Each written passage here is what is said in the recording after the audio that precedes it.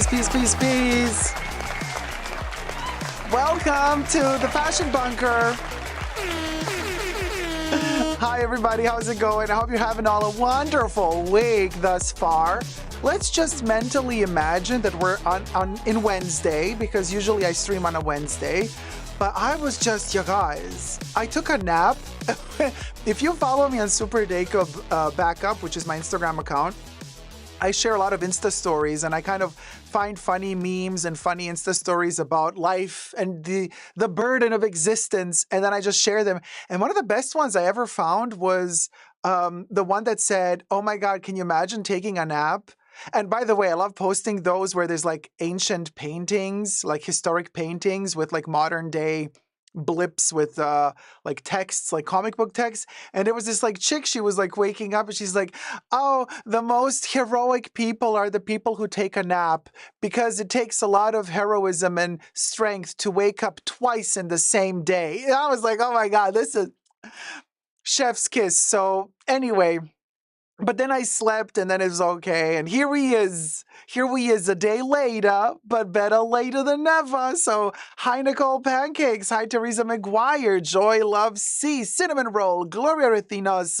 Steph. Debbie. Polly Hesta. Blonde and Chatty. Akolu. Jordan Camacho. Melissa. Amy Pickett. Phoenix Mom. Castagna 11. Johnny. Sylvia. Oh, it's going fast. Chiara Andrea. Blonde and Chatty again. Debbie, hi. Mrs. Lily Joe. Tita9977. Glitz Glitter 1000. And who else we got in the house? Kelly Carrick. Hello. Ash 8. Paul. Miss B. How's it going around? Kev. Oh, hello and good night. Kev has to catch a flight. So Kev is literally just for the love of us here just for a couple of seconds, and then he has to go to bed because he has to catch a flight. Oat Pink Ray and Polyhester says, "I sleep for 12 hours yesterday, or I should say this morning." I know, it's in the air, you guys. I am tired, like tired. And then when I wake up, I feel like a heifer that wants Burger King. Hashtag not sponsored. But hi, Kanan's Eyebrow, IDMH. How's it going, guys? I got to say, so obviously wonderful news yesterday, as you can see from the title of this live stream, but also, do you remember this camellia that I made? Well, it's a Chanel camellia from their shopping bags, but I drew the thing. Back in June of 2024, when Virginie Viard left Chanel, or rather, we don't know what happened. Chanel kind of claims allegedly that they let her go. She didn't say anything, but we think she left. Everything I say in this live stream is for entertainment purposes only, not rooted in truths or facts. Everything's alleged and just my opinion. So there you go. Hi, Mayed. Hi, first time in the chat. Hi, Mayed. How's it going, sweetie? Mayed or Mahed? Hello. Welcome to the chats. And so she left and disappeared. And then the speculation started. We made a video back in June. She left just 20 days before the Haute Couture show that she was preparing. And then we speculated that she might be one of the astronauts that went to space. Because she looks like one of the astronauts that's in space. But then we thought maybe Lena Nair sent her out of space. Would Bruno Pavlovsky go to pick her up? I don't know. Hi, Robbie Lorraine. We don't know. Like, there's a lot of possibilities, but what we do know is, like, we didn't see her anywhere. Ever since June 5th, she disappeared. Somebody said she went to visit her son in Los Angeles or wherever in California, that she was enjoying being one of the 7 heirs of Karl Lagerfeld's fortune after he passed away. So she's like, you know what, girl? I got my inheritance from good old Carl, so see ya. Don't want to be a Lena Baconada. So we never know. Bring home the bacon. Bringing home the bacon. Hi, Corey Emerson. Phoenix Mom says, internet down in our office just when our boss has a presentation. Weird. And that's exactly when you go on your phone and you sneak into the Fashion Bunker. I see you, Phoenix Mom. Way to go. Way to go. So Corey's like, I'm so ready for this. Yes. Virginie reappeared, you guys. But we're going to talk about Virginie because, we have other stuff to talk about as well. It's not like our lives, our miserable, limited, fashion addicted lives revolve just around what happens to Chanel. Although, no, we have we have other things to deal with. Nina Pao, oh my God, this is major. Yes, Nina, I'm telling you, we'll go. Oh, if you wish to tip your host, well, thumb up the live stream. If you wish to tip your host, here's the link as I entertain you. I took a bath and a shower and I coiffed and I groomed just for you guys so that I don't look like a miserable couch potato when I go online. What will go. As Trisha, oh, 5 foot nothing. Thank you so much, my love. 5FT Nothing donated $75. I'm so sorry that you guys are having to deal with all of this. Oh man, thank you, sweetie, so much. 5 foot nothing actually sent a tip after the live stream ended last time, so this is why we're playing it now. And guess what, you guys? Since St. Patrick's Day is come, I have to say this in Irish. Since St. Patrick's Day is coming, I have a special gift. A gafting that that was more Scottish. Yeah, disgusting. No, Irish art, Irish art. Oh, there it is. That's the correct accent. So I have an Irish St. Patrick's Day little thing. Whenever you send a tip, when just the tip comes in, well, this time around in this live stream, you're going to have a little special something, and it's going to be a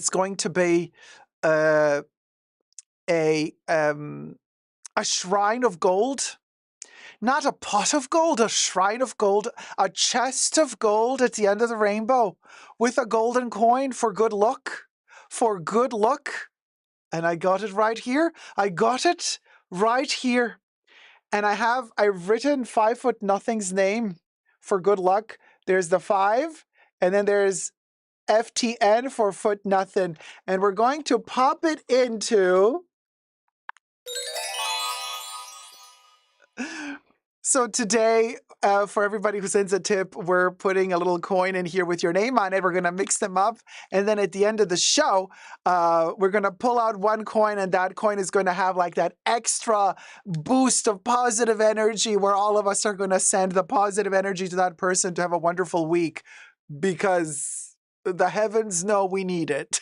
So there you go. Hi, Caroline Steele. How's it going, sweetie? Thumb up the live stream. Terry. Thank you so much, Terry. Let me make a Teresa coin. McGuire donated $40. Thank you so much, Terry. We're going to make a coin for you. So this is the golden coins. Aren't they adorable? And I'm going to write Terry. Now, it's a little bit difficult because I have limited space, but you know what?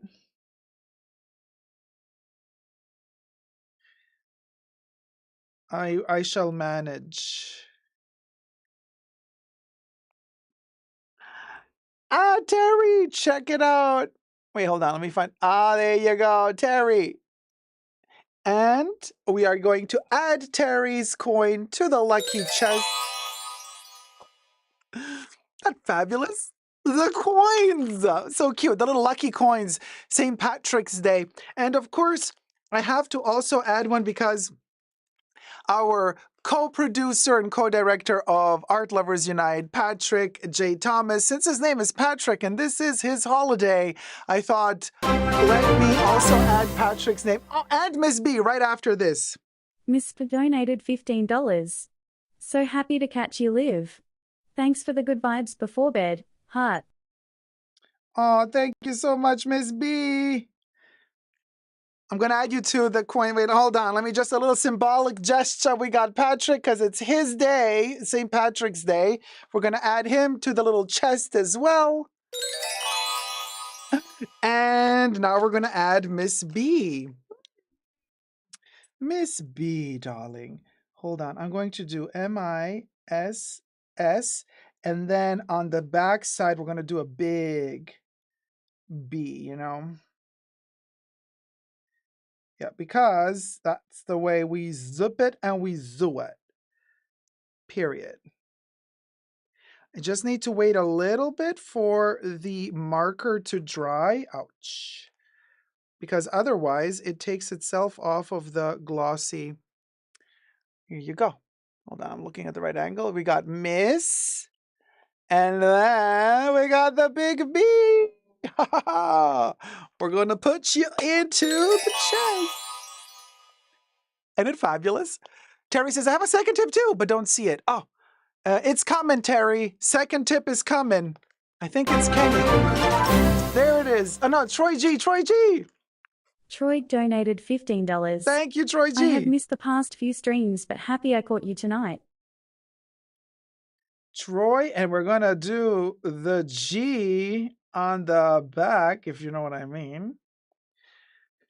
Thank you so much, Troy. Look, we got Troy. And we got the G, baby. The G spot right in here. Yes. Yeah, Bubbles is a little bit backed up. So, Terry, it's coming. It's coming. I think Terry sent in one for Kenny, right? Let me prepare it. Let me prepare it. Yeah, there's Kenny. Teresa McGuire donated $10. From Kenny. Thank you so much, Terry. We got one from Kenny as well. Ooh, there you go, Kenny.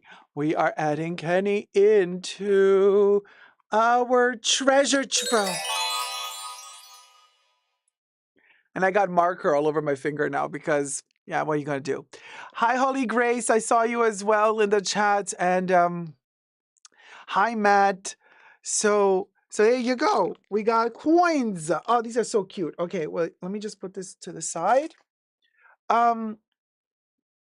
Yeah, so it's been a week. So, okay, there's a couple of things we have to talk about. So first of all, Matt says yes, right? Don't tease about the G spot, says Troy G. Whew. Now I need a sip. Ooh, cha. I'm so interested in hearing this news about Virginie. Hi, Akolu. Well, it's, it's just, she's back, baby. She's back. Oh, you'll be back in an hour. You have Thai lesson. Okay. Have fun. Have fun. What was the... Okay, so first let's talk about Prada for a second here, because let's get to 100 thumbs. Thank you, Debbie. Thumb up the live stream. Now, Prada, and Versace, because we have a little sitch here. I have a note coming in. 68 likes. Okay. So here's the thing.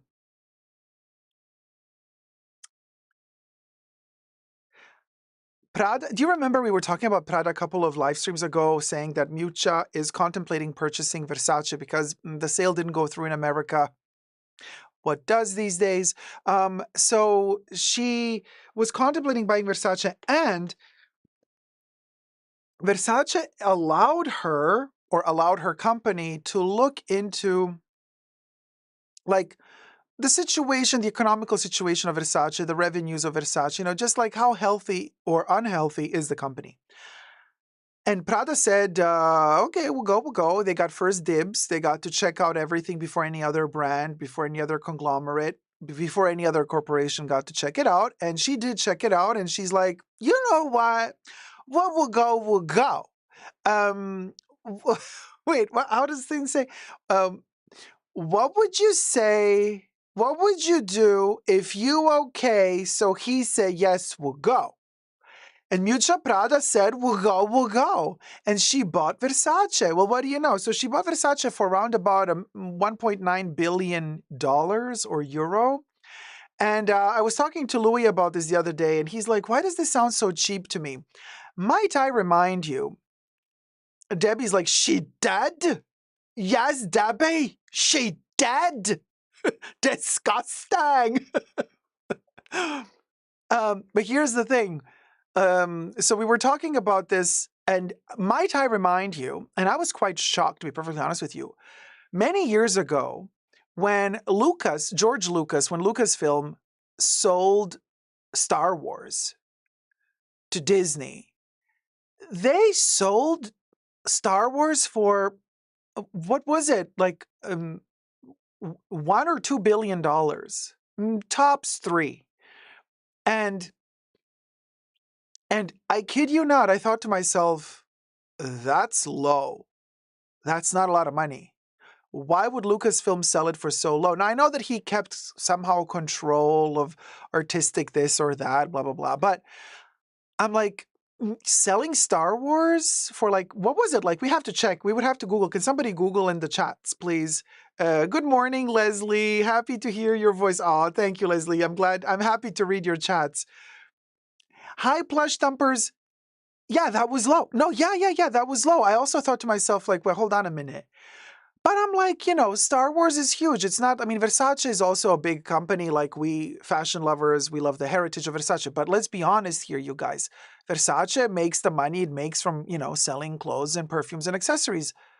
Star Wars makes money from selling DVDs, Blu-rays, 4K discs, downloads, toys, cinema, going to the cinema tickets, all sorts of revenue coming in from licensed products, licensed theme park, amusement park events, whatever. Like, there's a gazillion different ways you can make books, the expanded universe. Yes, I'm a little bit of a Star Wars geek. So if you know your Star Wars, you know what the expanded universe is. But like, you guys, it's a lot. Oh, Debbie says 4 billion. What happened? Jonathan says Lucasfilm sold for 4.05 billion. Thank you, Jonathan, and thank you, Debbie. So round about 4 billion. You guys, thank you for looking it up online. That's not a lot. You know why I'm saying that's not a lot? Because, like, hear me out. When Disney buys Star Wars for 4 billion, like, let's say this year, they can start earning money off of Star Wars immediately. Like, whatever they launch, whatever product they launch, TV show, whatever, they start earning money. But they also earn money from everything that has been building up to this moment now. Like, they have like 30 years or 40 years of Star Wars building up its reputation that they can also profit off of. So all of the toys that are out there, Hasbro has a huge contract with Lucasfilm, but now with Disney, they also do the toys for Star Wars. Mattel jumped in and also started doing toys for Star Wars. So the Baby Yoda that you see me use at the end of every live stream, that Baby Yoda is made by Mattel.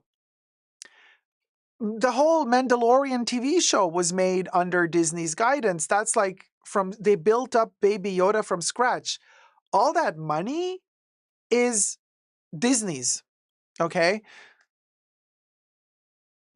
Baby Yoda alone, just think about this, you guys. Just selling Baby Yoda toys, the licensing agreements, Lego sets, just Lego sets alone that are making Star Wars Mandalorian building sets, all of the toys, that alone made them more than 4 billion in all of these years. I'm just speculating here. What I'm trying to say here is Baby Yoda is just one property from Star Wars. Then you have all of the movies. And now we don't just have 6 movies, we have 9 Star Wars movies. Since Disney bought Star Wars, they made 3 new movies. The new trilogy. They made a gazillion different TV shows. Each trilogy and each TV show came with a ton of merch, a ton of toys, deals with restaurants, fast food joints. You buy a Happy Meal, you get a Star Wars toy. Like, what I'm trying to say here is that you can, if you're clever, and Disney is clever, and they're really good at doing business, they can make those 4 billion back like this. So when you take all of that in consideration, 4 billion is not a lot for Star Wars. Now let's go back to Versace. Now we have Versace that has been founded around about either late 70s or early 80s. And then it wasn't that popular in the beginning, but then like late 80s and then into the 90s became hugely popular. And then Gianni passes away in the mid 90s. And then we have the issue that we had with Donatella Versace. Yes, she's a character. Yes, we love her. I mean, she's definitely a quirky fashion character that is going to go down in fashion history. At least in my books, she will. But it's not like she was always capable of holding the reins of that colossus of a brand. Her brother was a genius. And I don't use the word genius lightheartedly. He had a very specific vision. He had a very, very clear stance on aesthetic, on proportions, on innovation. He had a vision. Donatella, she had a nose. Had. So, she's a party girl. I mean, she's fabulous for fashion, for mingling with the people, being friendly with the people, blacking out with the right people. Like, that's all fabulous. I mean, it is, in the words of Edina Monsoon and Patsy Stone, absolutely fabulous. Definitely. Definitely. But, like, are we going to sit here and honestly, with a straight face, look at each other and tell each other that she revolutionized fashion and revolutionized the Versace brand after her brother left? Like, let's call a spade a spade. Let's call a spade a spade. So here we are at this position in time where Prada apparently now bought Versace for $1.9 billion.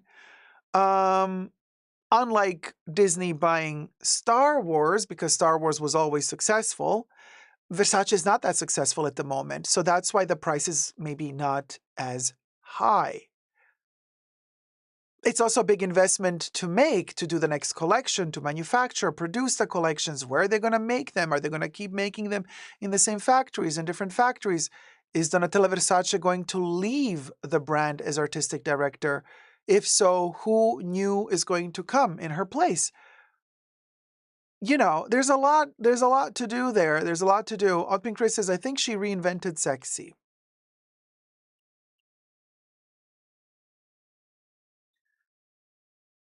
I don't see that. How did she reinvent sexy? Because, I mean, I don't know. Like the hooker chic that already existed before she started doing Versace, her brother created that Miami sexy vibe. Those Miami prints and patterns, the Miami, the palm trees, all of those added Baroque touches, whether they be Roman, Italian Medusa heads or Greek mythology Medusa heads, Il Teatro Greco, Teatro Romano prints, like all of that, he turned that into something very sexy. She utilized those same prints to just do the same. And by that, I mean, you might take as an example J-Lo's infamous dress, the palm tree dress, that still to this day is very memorable. Like Donatella Versace designed that dress. She didn't design that print. That's her brother's print.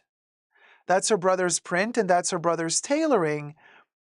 So that J-Lo dress is partially also so iconic because J-Lo is beautiful, because her body is beautiful, because she showed a lot of skin in that dress, but it's also iconic because that is Gianni's DNA.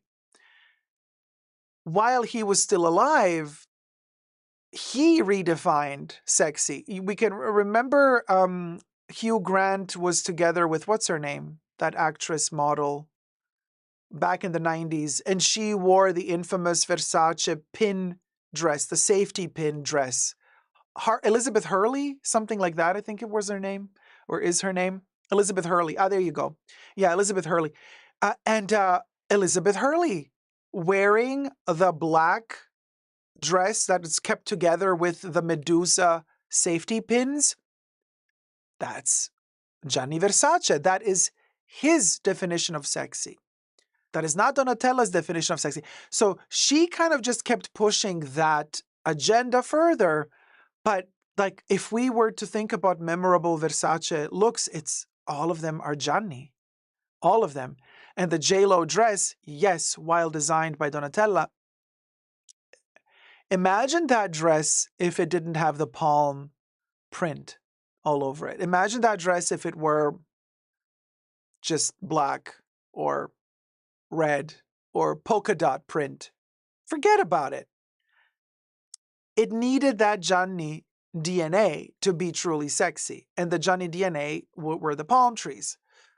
Love DIY says, I think Donatella is an undercover Muppet. Aw, hi Danny. How's it going, sweetie? Sylvia says, I love the Russian hookah where she made from 2005 to 2015. By the way, hi to all the hookahs watching. I see you. Okay, I see you. I see what you did. Anyway, this is a coded message for who needs to know knows.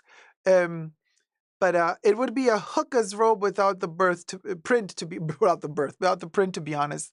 Yeah, kind of Akolu, right? We'll go. And Danny, if you're in touch with T-Pal, please send her my love. She has been missing in action, and I do hope that she's okay. I hope that everything is okay. Sending my love to both of you and to the family. So, yes, the palm trees, Gigi. So Miami. So Miami. I will check on her. Oh, thank you, Danny. And I hope you're okay too. As good as you can be, obviously, given, the circumstances. Life is a draining cesspool of endless deprivation and sadness. But that's why we come to the Fashion Bunker, to elevate our mood and to have fun with trolls and rats. And to thumb up the video, thumb up the live stream. We are at 91 likes. You know how the Fashion Bunker has rats from time to time. This is a little topic I'm going to talk about more in the after show on the weekend, because there we can get a little bit more dirty. But I gotta say, consider becoming a Tier 2 member or a Tier 2 patron today, because if you do become a Tier 2 member, a Tier 2 patron, you get to join the after show live stream every weekend, which is an extra live stream just for Tier 2 members and Tier 2 patrons every weekend. Every first weekend of the month, also Tier 1 members and Tier 1 patrons get to join in on the fun. The last after show was actually open for Tier 1 members and patrons as well, because it was the first after show of the month of March. This is going to be our second after show. So we're going to talk about rats in the bunker. We're going to talk about Reddit. We're going to talk about trolls writing complete falsehoods about me on Reddit, and enjoying themselves while they do so. So Chinese spies in supermarkets. I didn't get that one. Hi, Natasha Milos. How's it going? How's it going, sweetie? Yes. I know. There's a lot to talk about. So the Chinese spies in supermarkets, we're going to talk about. But then the Reddit trolls, and we think we know who they are. By the way, they think that they think that they're anonymous, but. And contrary to what they're saying on Reddit, the channel is actually doing really well. So thanks to you guys, we are out of the bushes. We are in the clear, and starry skies and sunshine up ahead. So the trolls have been, yes, they have been apparently saying, online that they are like flagging the channel and this and that, and they want to see me go down. And I'm like, oh, I didn't know. I didn't know that I have people out there that loathe me like Madonna loathes hydrangeas. I'm like, oh man, I love to see when people don't have anything else to do in their life but to have me living rent-free in their heads. Oh, titillating. Titillating. So anyway, yeah, rats in the bunker. Oh, yeah. we have quite a few of the rats in the bunker. And I was thinking, this is a cute one, right? Go figure. I thought the rat's name was Billy. Turns out it's Emily. So Emily wants me to do her nails. And I'm like, okay, girl. So you're one of those mice, I guess. Huge budget went on getting Emily here. But all this job, you want lipstick, Emily? All right. Also subscribe. We are on our way to 100,000 subscribers. So apparently, the rat was Emily all along, and you know, after all that money spent to turn Bob into Emily or whatever, and then I'm like, okay, Emily, do you like your new lips? Do you like your nail polish? And I go through all this, and I'm, doing Emily's nails and,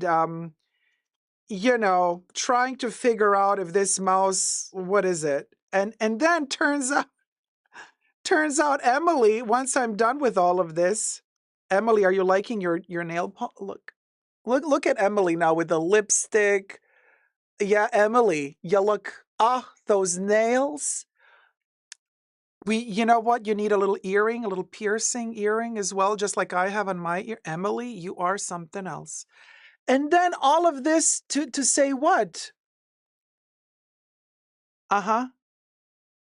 Yeah. Yeah. Oh. Oh, Emily. Oh, I'm so sorry. I misunderstood you. So you're not Emily. You're still Bob, but you are a mutant. I see. So, okay. So it's about genes. It's transgenic. Yes, I see. So you basically want a second head and a second tail. Uh-huh. Well, the rats in the bunker are very, very evolutionary, aren't they? So, okay, well, then maybe by next live stream I manage to get you a second head or something, if that's what you want. I mean, hey, whatever makes you happy. Yeah, yeah. Okay, love you loads. Mwah. Bye, sweetie darling. I love you no matter what you is. Are you a boy rat? Are you a goyle? We don't know. But you're cute. You're cute. We love our bunker rats, don't we? Because they give us entertainment. They make us laugh. They write weird stuff about us. And then we look at them and we go, oh, yeah, yeah, yeah, yeah. That is funny. That is funny. That is funny. So stay tuned for the after show on the weekend because all the details behind this little sketch will be revealed in depth without having to use code words. But just a quick reminder to the trolls, if you think that my channel isn't doing well, just check out your favorites. People with huge channels that quick check on Social Blade will show you that they're either stagnating, have not had any plus subscribers since months, or in some cases are losing subscribers, are in minus since months.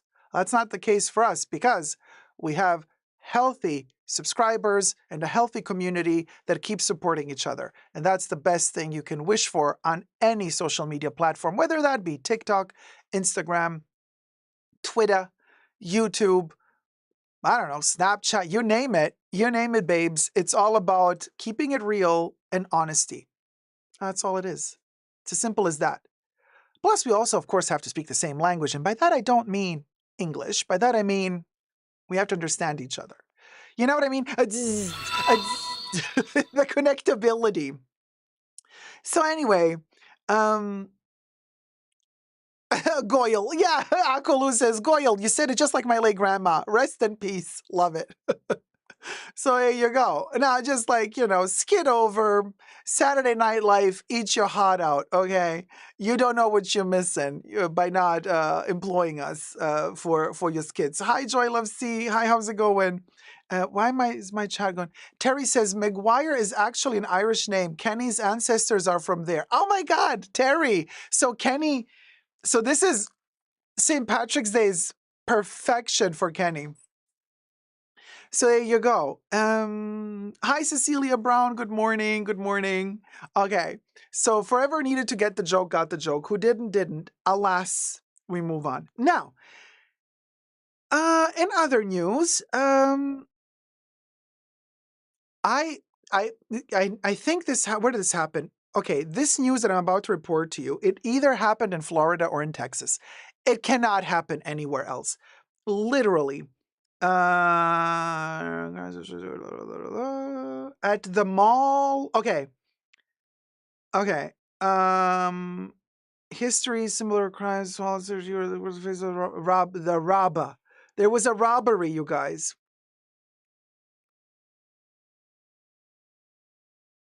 Wait, what city is this in? What city is? I think this is in Florida. Mall at Millennia. Tiffany Co. Is that somewhere in Florida or in Texas? It can't be anywhere else, you guys, because like the story that I'm about to share with you, Orlando, of course. It's in Orlando, Florida.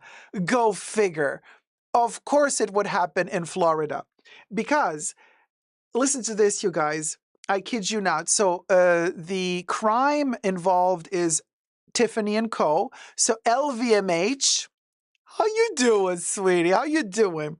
So Tiffany Co.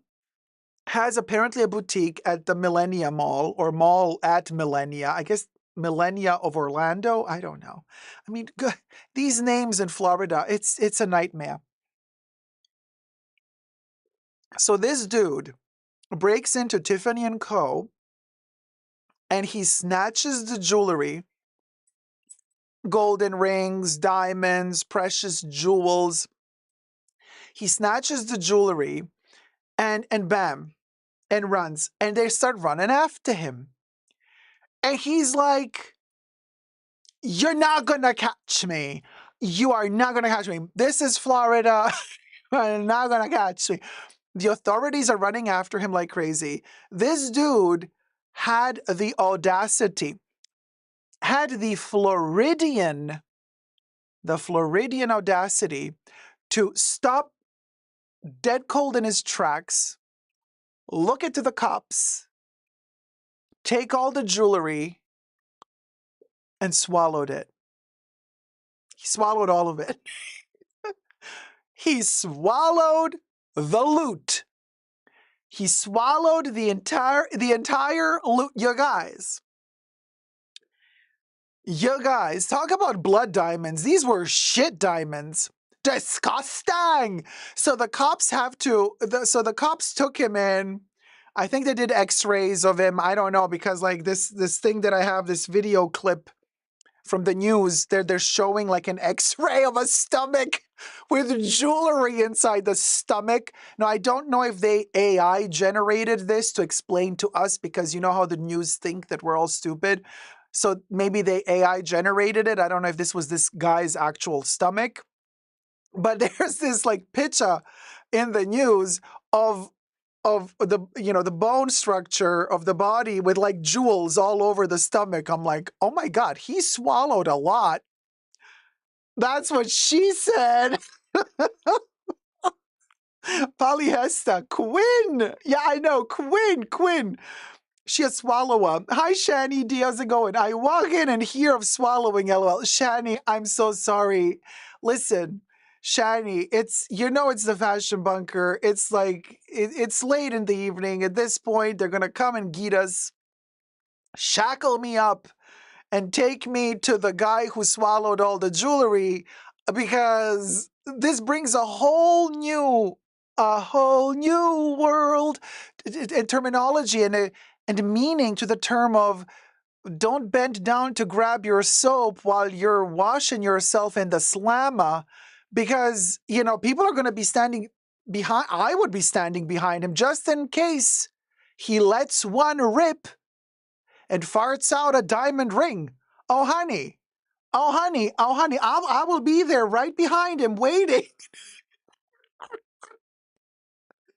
I'm like, is that a diamond ring, or are you just happy to see me? Oh no, honey, I will listen. I feel like it's a whole new definition of don't pick up the soap while you're in the slammer. Oh, Debbie, no gloves. It's gold. It's silver. It disinfects itself practically. And then again, we're already in the showers. I would wash it with a bit of soap. P-p-p. Spit on it and polish it and call it a day. Now, but since it was Tiffany Co, I do wonder, since it was Tiffany Co, the current Tiffany Co made by LVMH, I wonder, in my Carrie Bradshaw Sex and the City voice, and I couldn't help but wonder, did that jewelry tarnish inside of his gastric acids? Cue in the Sex and the City jingle, end scene. Because we do not know. You see what I'm saying? We do not know. We do not know. With the current Tiffany Co quality of the jewelry, it might have tarnished. So I don't know if the authorities are going to wait for him to poop out the jewelry so that they can confiscate it and have the proof. This also brings a whole new definition to the proof is in the pudding. The pudding being, you catch my drift? So there you go. Oh, actually, I can demonstrate on Linda. Yes, ladies and gentlemen, I have our T-Rex Linda. Listen, Linda, I'm going to use you as a demonstration of the person who stole the jewelry and ate it. Are you okay with that? Do you hear her? Okay, she is, listen, Linda, I am going to, okay, let's say that this little Chanel tweezer that I have here, aren't they adorable? These little tweezers. It's never going to focus on them. There you go. So let's say this is jewelry. Linda. Na na na na na na na na na na. Ah, how dare you steal the jewelry? What am I going to do now? Linda, do I have to take it out of you? No, I'm going to have to take it out of you, Linda. Yes, I will. Yes, I will. Now, for those of you who have very delicate stomachs, this might be the time and the moment for you to turn away for a second as I try to fish out the precious Chanel tweezers outside of this thief. This thief. Yeah. Linda, we're going to get it. We're going to get it. We're going to get it. Linda, listen, Linda. We're going to...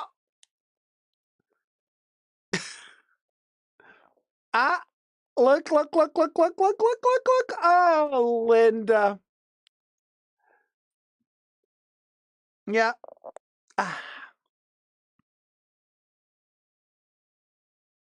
Well, let's just say that a T-Rex doesn't have the best of smells, but I've smelled worse. So thank you, Linda, for helping us demonstrate this Tiffany & Co. thievery and how it works to get the jewels back. Way to go, Linda. So there you go. There's that. So that was Linda, the real feel T-Rex from Mattel from Jurassic Park. The 1993 Legacy Edition. Hashtag not sponsored. I just love my dinosaurs. Special Sasha, hello from Thailand. How's it going, sweetie? Hello to you too. Velasquez says, oh, Linda, Phoenix mom. She's like, C-section. That was a C-section. Yeah. Emotion engine. Not her dinosaur, Rusty. And we all know that there is also the Labubusi. But we digress. F. Del Mar, Dacob, you are so ridiculously hilarious. F. Del Mar, thank you so much for acknowledging this. You guys, I'm here to entertain you. We are here to have a good time. We are here when we are together in the fashion bunker. We don't take ourselves too seriously. We unwind. We chillax. And we make fun of everything because life is too short, okay? Life is too short to take it seriously. And for those other people out there who like try to stop you from having fun and tell you, you gotta be serious, you gotta be serious. I'm like, serious for what? For who? For who? No, thank you. No, thank you. Love the imagination, says Velasquez. Thank you, darling. Now, so that was, what was that? Oh, yeah, the Rabba.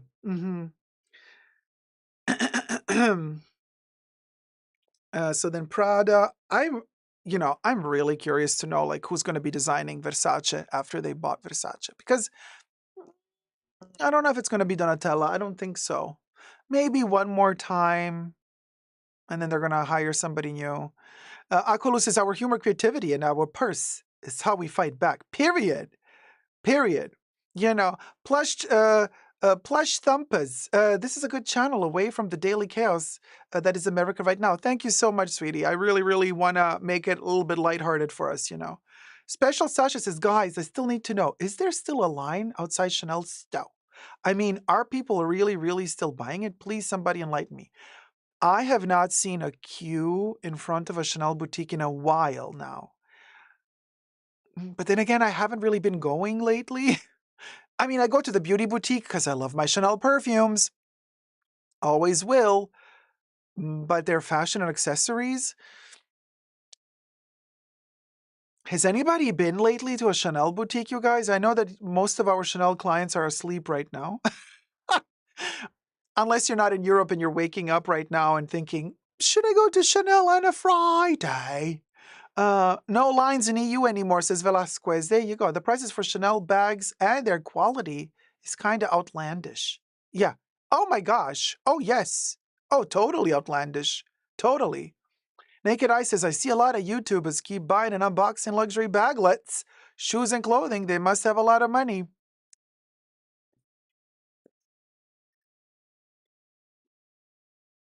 Let me let you in on a little secret. Read between the lines now. It's the ones that do the most unboxings that usually have the least amount of money.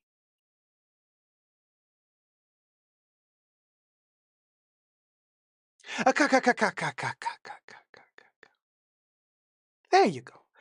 And the money that they do have, we should be asking ourselves, by what means did they come into that money? There you go. Thank you, Bubbles. Corey says, my family in Europe said there is 0 people going to designer stores right now. If there are people in the shops, they are from America. Naked Eye says, Dacob, have you bought the new eyeshadow from Utopia? It's so beautiful. I have not. I'm still using the same one I bought last year from the Mermaid collection, because I like it a lot. So I'm thinking this is my way of also not spending as much. I'm like, why do I have to buy every new palette that comes out? Like, I'm never going to use it all up. So I have consequently decided, no, with makeup, no. First I use up a palette, then I buy a new palette.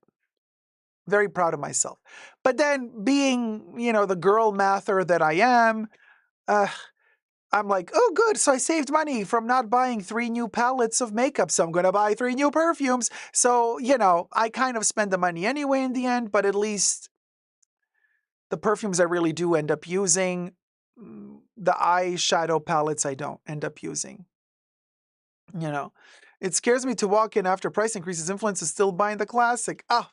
Special Sasha. Let them eat cake, darling. Let them eat cake.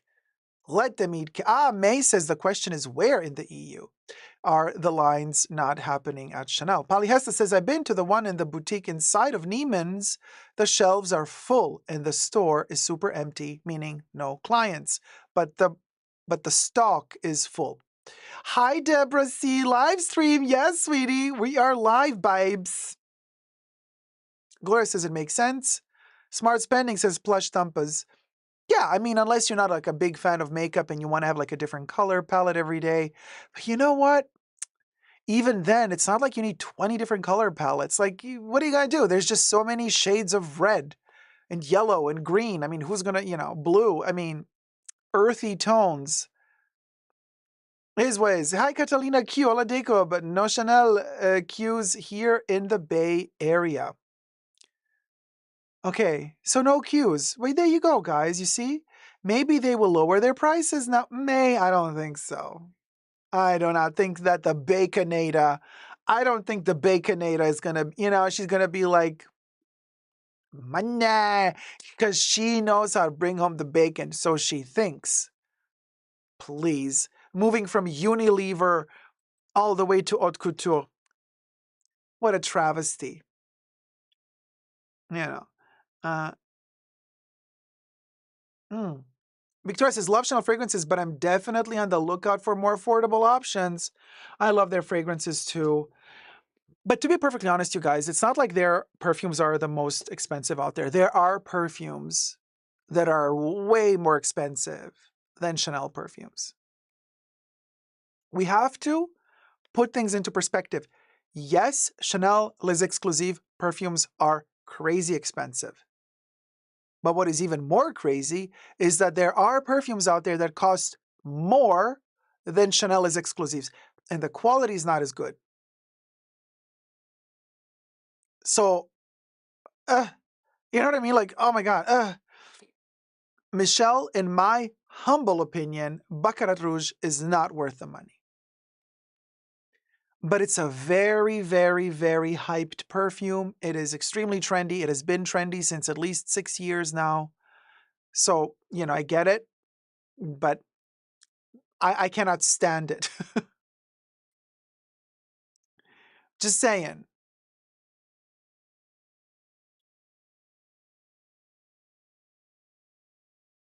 Deborah says, I've been trying to inject common sense into YouTubers who are in the path of a coming cyclone to get out of the path to protect their lives, but I can't be everybody's mom. Oh man, I'm so sorry. I hope everybody's safe. Oh yeah, plush thumpers.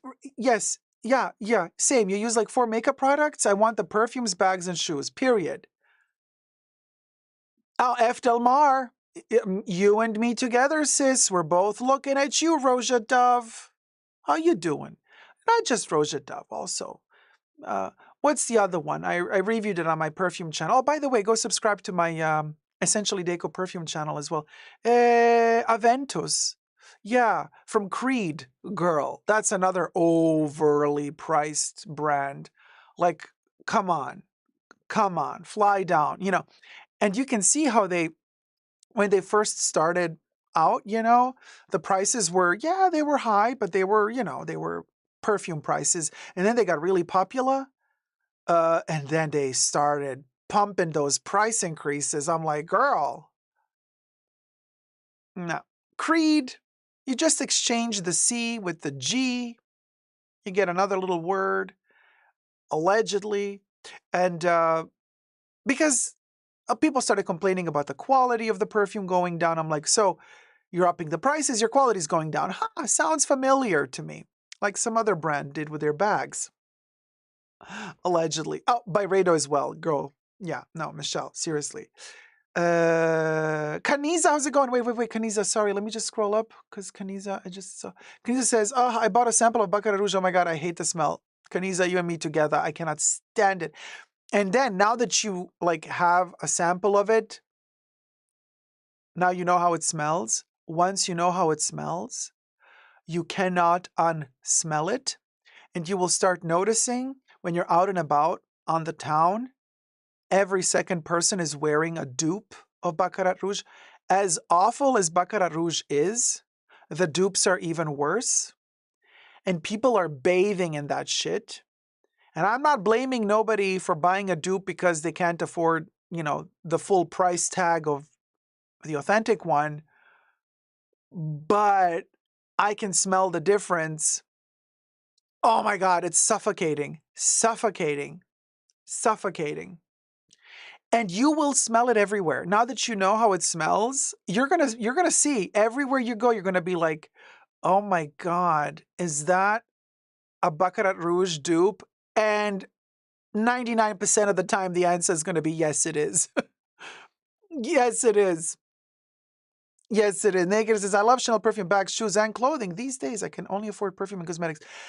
naked eyes, you're doing great. Their perfumes are really the only thing that's worth buying these days from Chanel because they are amazing. And the other stuff, if you can get it on sale. I know they don't reduce their bags, but they do reduce their clothing twice a year. They do reduce their costume jewelry, some of it, and their shoes twice a year. If you can snatch something on sale, yeah, good. Otherwise, perfumes, beautiful quality. I adore the I mean, I know I never tire enough of showing you, like, look, I got maybe 3, 4 more spritzes left of Comet, and then I'm going to start using my new bottle that I already have prepared. But yeah, check this out. Also, guys, the sad news? If you're in California, is anybody in California right now? Well, Chanel just had a price increase for their perfumes beginning of February 2025. Major price increase for the Les Exclusives. They went up from $500 to $540. Well, guess what, bitches? Starting in April, there's going to be a tax increase. So it's kind of like a second price increase. So it's like a second price increase, you guys. So just letting you know, starting April, they're going to cost even more after tax because there you go. So there you go. There you go. Good luck to us Chanel perfume lovers. They milk us dry. I am like a titmouse with no milk left. I don't know what to do anymore. I'm like the fans of Beyonce, who after she announced her country tour and tickets were super expensive, and then like 2 days later she announced her perfume. Well, she already had that perfume a year earlier, but she made a new ad campaign for the perfume. It's like, hey, buy my $160 50 ml perfume, la la la la. And people came for her. They're like, Beyonce, we love you, girl, but we got nothing left to give. We got no money left, girl. Silvia says, I live in California and order Chanel is exclusive from Harrods online to get them at Euro prices. Harrods online gives you pounds, not euro. But you still have to pay the import taxes. Yes, I've done that calculation. Selfridges also sends over to the States. However, after you calculate everything, with the import tax, with the shipping costs, the exchange rate, yes, it's a little bit cheaper. I agree with you. It is. It is a little bit cheaper. No, it's not much cheaper, Sylvia. This is what I was going to tell you. It's a little bit cheaper, but you don't get the freebies. And you don't build a relationship with the sales associate in the shop. You don't get that little glass of champagne when you come in. A little something, something. Yeah, a little something, something. Honey, here's the thing.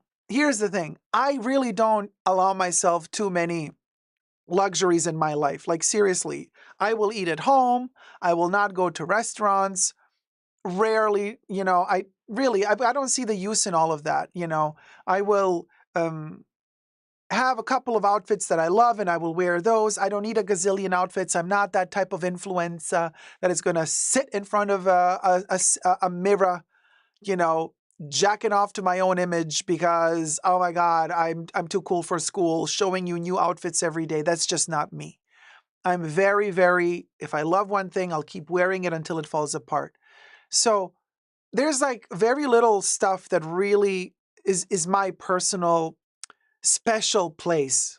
I call it like my Disneyland, and that is going to a Chanel Beauty Boutique. Going to a Chanel Beauty Boutique, I gladly pay more there to have a freaking experience. It takes time. You have to build a relationship with a sales associate and you have to have a good understanding. You have to like each other, just like with all people. If you like each other, you like each other. If you don't, you don't. And then when you like each other, you go there, you make a little appointment. You're like, hey, are you working that day? Can I come in? Do you have time? Yes, no, you make an appointment. Perfect. Yes, you got time.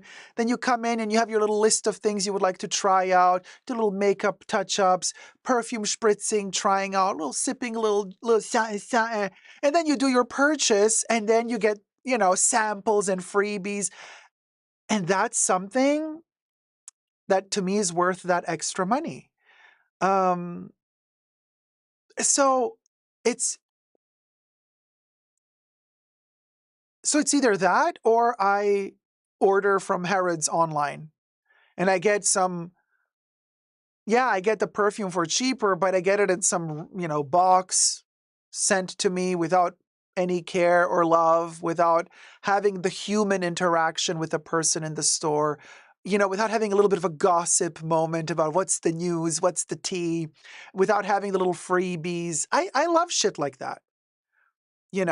And it's not like my shopping experiences are huge. I'm not that person, you guys. I'm not a person who's gonna do an unboxing every day with you. I mean, yeah, okay. I might do a Labubu unboxing, but we're not gonna be pulling here one Kelly and Birkin a week unboxing. Not gonna happen. Not on my channel at least. So Gloria, yes. 10.5% LA County. It's going up. The tax is going up. So our perfumes are going to go up. The poverty. Leanne says, I have purchased on base too. That is the best way. Oh, like a military base? Thank you, $1 million side biz girl. They should give you something, Dacob, right? A little something, something. A little something, something. Plush Thumper says, I'm not going to lie. I get Chanel perfumes on the military base and it's a little cheaper with no tax, but not by much at all. Yes, it is a little bit cheaper at the military bases. I have been as well to a few in other countries, but U.S. military bases. And it's not, yeah, you get it a little cheaper, okay. But then again, it's not the Chanel Beauty Boutique. It's not that experience, and a lot of things are not available at the base. You can't get the Les Exclusives there, for example. Maybe you can get the Les Zoos because Chanel kind of internally announced, allegedly, that they're going to expand the distribution of the Les Zoos, so they're not going to be that limited to find anymore in the near future. Like, you're going to be able to find them also in places that don't sell as exclusives, but are going to get the license to sell the Les Zoos. So I've heard those news. So maybe those will be more readily available elsewhere, but not the Les Exclusives. Not really. Sylvia says, I paid $907 for 2 bottles last month after all the taxes and fees. $907. That's not bad. That's not bad.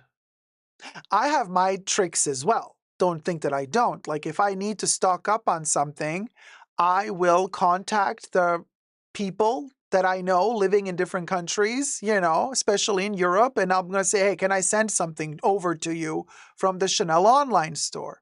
And then I order from Chanel. Europe is the best price. But then, yeah, you get to choose the 2 samples that you get to choose. And you get a little satchel. You know how Chanel online works. And that's that. That I do. Yeah. Selection is not great on base, but you can stock up on basics. Yes, definitely you can stock up on basics. And sometimes at the base you can find, the base had, the last time I went to a base, they had Chanel No. 5 Parfum, the Extrait, in the 7.5 spray refill, which is now discontinued. So I thought that was amazing. They had it. Not the best price, but, cheaper than if you had to, buy it here in stores. Yeah, Naked Eyes. Yeah. So in April, it goes up to 10.5% sales tax. Sad. I know. Kanan Zabra says, we just had a new Chanel beauty boutique open here in Vegas. Years ago, they had one in Caesar's Palace, but it closed. The new one is off strip, so us locals can get to it easier, which is nice. Oh, that's cool. Yeah, it's nice and comfortable. Dacob, do you think Fashion Week vibes have been different lately, or is it a topic for another video? I think Fashion Week vibes for me are very different, and I think I just think the politics are moving way too fast for fashion. And I think fashion cannot keep up with the times. And I think because you have to understand, for the collection that they're showing you now during Fashion Week, they had to start working on it 1.5 to 2 years ago. So yes, what they do to trick to trick the things. They style stuff last minute. The styling helps make the collection look on trend with the times. But I think a lot of the fashion brands are just not hitting the mark because they're not evolving fast enough to adjust to the situation right now. And the situation is dire. So you're watching a lot of these fashion shows and you're thinking to yourself, okay, we'll go, we'll go. You know what I mean? Like it doesn't do anything for me because it's just, it feels a little bit tone deaf. And I think what feels even more tone deaf is, to me is the way that they invite influencers, front row PR, brand ambassadors. Look, now I know you can click on whatever. What's that Shlomo's name on YouTube? The guy who reviews fashion shows. Yeah, I forgot his name. Anyway, the guy, he has like millions of people watching. He's gonna review what the people wore on the Oscar red carpet. No, not him. Emotion Engine. No, the guy from New York. Not Loic. Loic is in France. Anyway, so here's the thing. Yes, thank you, Akolu Velasquez. Yes, yeah, that's anyway. We'll go. Here's the thing. There is no Oscars anymore. Of course there are Oscars. They just did them last weekend, but I didn't watch. I didn't care. And this is what I want to say, like everything feels so off, out of touch. And like it's so useless. Why are we having these elites, these super rich people from the film industry celebrating each other? And don't get me wrong, I am all for being proud of your success. I'm all for enjoying and celebrating your success. I'm all for doing it in a private setting. You don't have to televise this. Okay? The people from the film industry give themselves awards to say, congratulations, your movie did amazing. Your movie is beautiful. It moved us. The Academy voted. All of the members of the Academy voted for your movie. There you go. And we don't need to watch. I mean, here we are counting our coins to buy eggs, but then we turn on the television to have some Oompa Loompa on the red carpet tell us that it took 150 hours to make their dress. They stopped eating 2 weeks ago to fit into that dress. It's so humbling. It's so humbling. You know, respect to the law. Very Onaija, right? Like, and then like I would like to thank, you know, and I would like to thank and the Lord and my mother, you know, and then the tears and like all of you deserve this, but I got it, but you all deserve it, but I won. And I'm like, okay, hold on. Just give yourself the awards. We don't have to televise it. It doesn't have to be a freak show.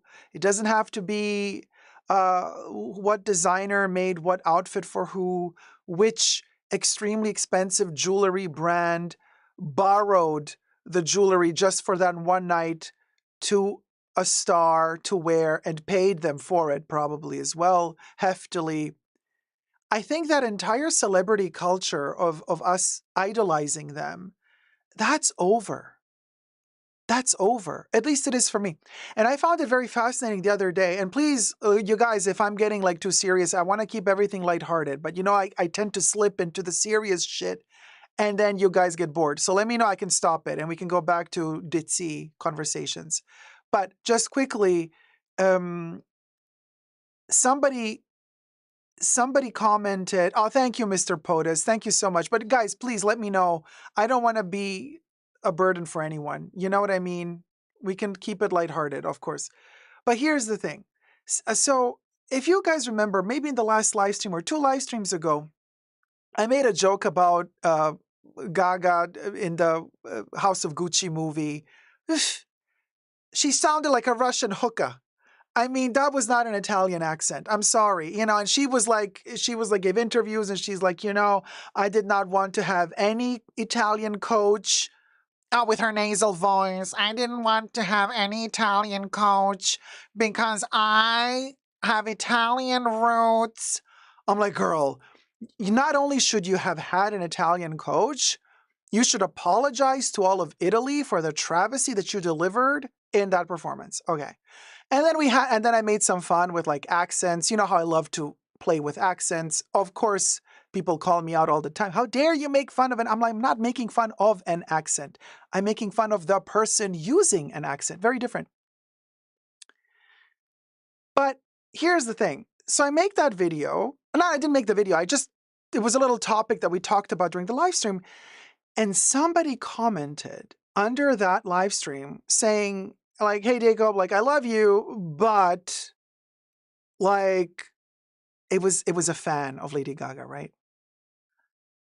And they came for me and they're like, why all this hate for her? She's amazing. Da, da, da. And by the way, and then they come for me to say, and by the way, her accent was very on point, very Italian, because Patrizia, or whatever her name was, Patrizia Gucci, her accent was also like that. No, wait, he said her pronunciation, her dialect, that's what he said. Her dialect was also like that, a little bit Russian sounding. And I'm like, oh, I'm in this now. Okay. So first of all, I'm like, are you Italian? You're probably not. So don't come for me trying to tell me what sort of dialect she's speaking or not speaking. I'm like, and furthermore, then I switched to Italian. I wrote the rest of my comment in Italian, not in English. Okay. And what I wrote in Italian was, just for the record, dear, there's a difference between a dialect and an accent. You're telling me that she was using a specific dialect. I never spoke about dialect. I told you the hoe was speaking with a Russian hooka accent. So, big difference between an accent and a dialect. Hers was not a dialect, honey. Hers was a travesty. So anyway, and I said all that in Italian because like this Oompa Loompa who doesn't even speak Italian is teaching me like what will go, like in Italian this and Italian that. There's that every province in Italy is a different dialect. I'm like, who are you? E possiamo anche adesso parlare in italiano. E io potrei anche rispiegare il tutto in italiano. Poi vediamo. Perché poi vengono a dire a me le cose che Gaga ha detto, che il suo accento non è il suo dialetto, eccetera. Ragazzi, non cominciamo, eh? Mi raccomando. That's all. That's all. So I'm like, don't come for me for coming for her and her Russian accent while she's trying to speak with an Italian accent. Girl, don't do it. Don't do it. Don't do it. Don't do it. So we'll go, Exactly, Emotion Engine. She was giving, as Joan Rivers would say, a pahoka player. You're a pahoka player. A pahoka player. So now, anyway, and I'm like, why are we still here in the comment sections defending these extremely rich elites and rich people? This celebrity cult. It's over. Mr. Poda says, but back to award shows. I think the Grammys lost all credibility this year. They were handing out awards for people in categories that didn't even sound or fit those categories. I didn't even watch the Grammys, so I have no clue. Like, I don't watch these award ceremonies anymore. They've just lost their luster. They've lost their luster. I'm like, and also because, quite frankly, I'm not interested in those ugly clothes that they're wearing. I don't think that the clothes are nice anymore. Most of the stuff I see, it looks really bad. And even when they say, "Oh, it's amazing," and this brand did this for me, this brand did that for me. Okay, well, what's so amazing about them making you a custom-made haute couture gown, handmade for you? And then Beyonce was dressed by Schiaparelli for the Grammys, and the boob wires broke. Like, how embarrassing not for Beyonce, she's beautiful anyway, but how embarrassing for Schiaparelli. You guys, for the brand, how embarrassing for the brand that the outfit that they made just for her, handmade, tailored to fit her gorgeous body, pops here at the boobs, and the metal wires are like out there.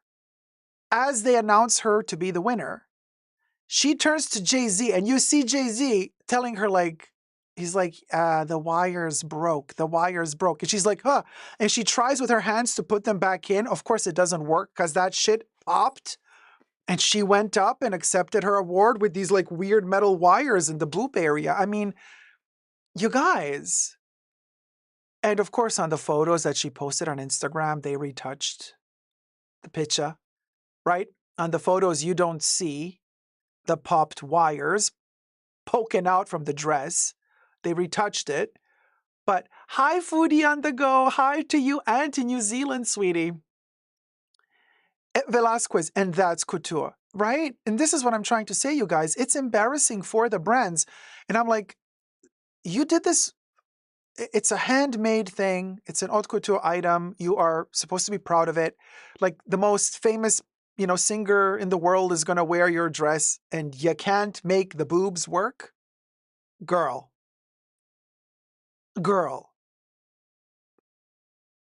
Come on. Come on. And yes, Cecilia Brown, not to mention, it's also dangerous, for sure. If that thing popped under pressure, bye-bye boob, So, yeah. Akolu says also the award shows and celebrity culture currently is giving being Versailles while Paris is rioting in the 1790s. Yes, that's the vibe it's given. That's the vibe. So, there you go. So, in a way, it's kind of a weird mix of things. It's a mix of things. The quality of the products that are being celebrated and that are winning awards, at least at the Oscars. And then the people who are winning the awards, it's always the same people. It's always the same people.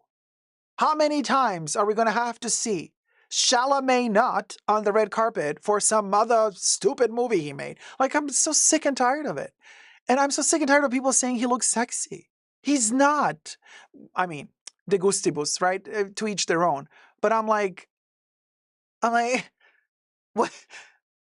Anyway, so I'm like, okay, no, like, what are we talking about here?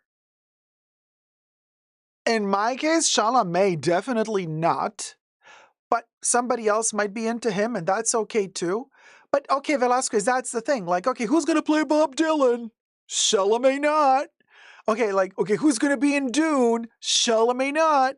Okay, who's gonna be the new Edward Scissorhands? Chalamet not. I'm like, okay, so can you please just tell me we're gonna sit here the whole day? So you're gonna take less time to just tell me where is he not gonna be acting? Tell me those 2 movies that he's not in, and let's call it a day. So you just tell me he's in every other movie except these 2. Good. Thank you for letting me know. That was much faster. And this is the point we're at. What I'm trying to say here, everything is homogenized. Everybody who's at the top of the elite sphere currently, You know what they're going to be wearing. They're going to be wearing Schiaparelli. Of course they're going to be wearing Schiaparelli. And Schiaparelli, the one that pops, right? Because, again, Daniel Dingleberry, the guy who is the artistic director, Schiaparelli, he don't know what he's doing, my humble opinion. People fall for it. I explained to you a couple of live streams ago why they keep falling for it. Because they think, oh my God, he's the master, this and that. The only reason why everybody falls for him right now is because there's nothing else out there currently that is a little bit extravagant. If there were a few more brands that were a little bit more extravagant, nobody would be talking about him.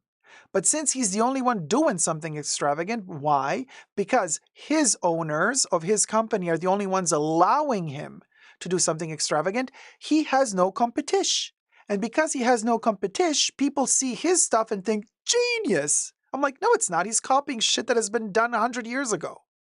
So, but because nobody else is doing anything at the moment, he comes across as incredibly great. When in reality, the only reason why he has a free pass is because he's the only one doing Baroque fashion at the moment.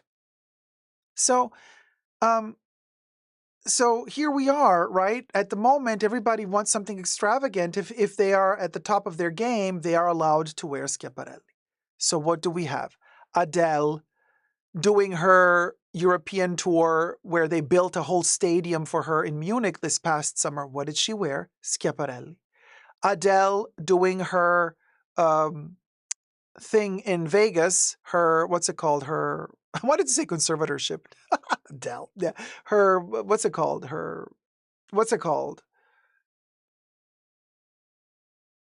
Oh my God, what's the word when you are in Vegas? Residency. Thank you, Victoria. Thank you. Residency.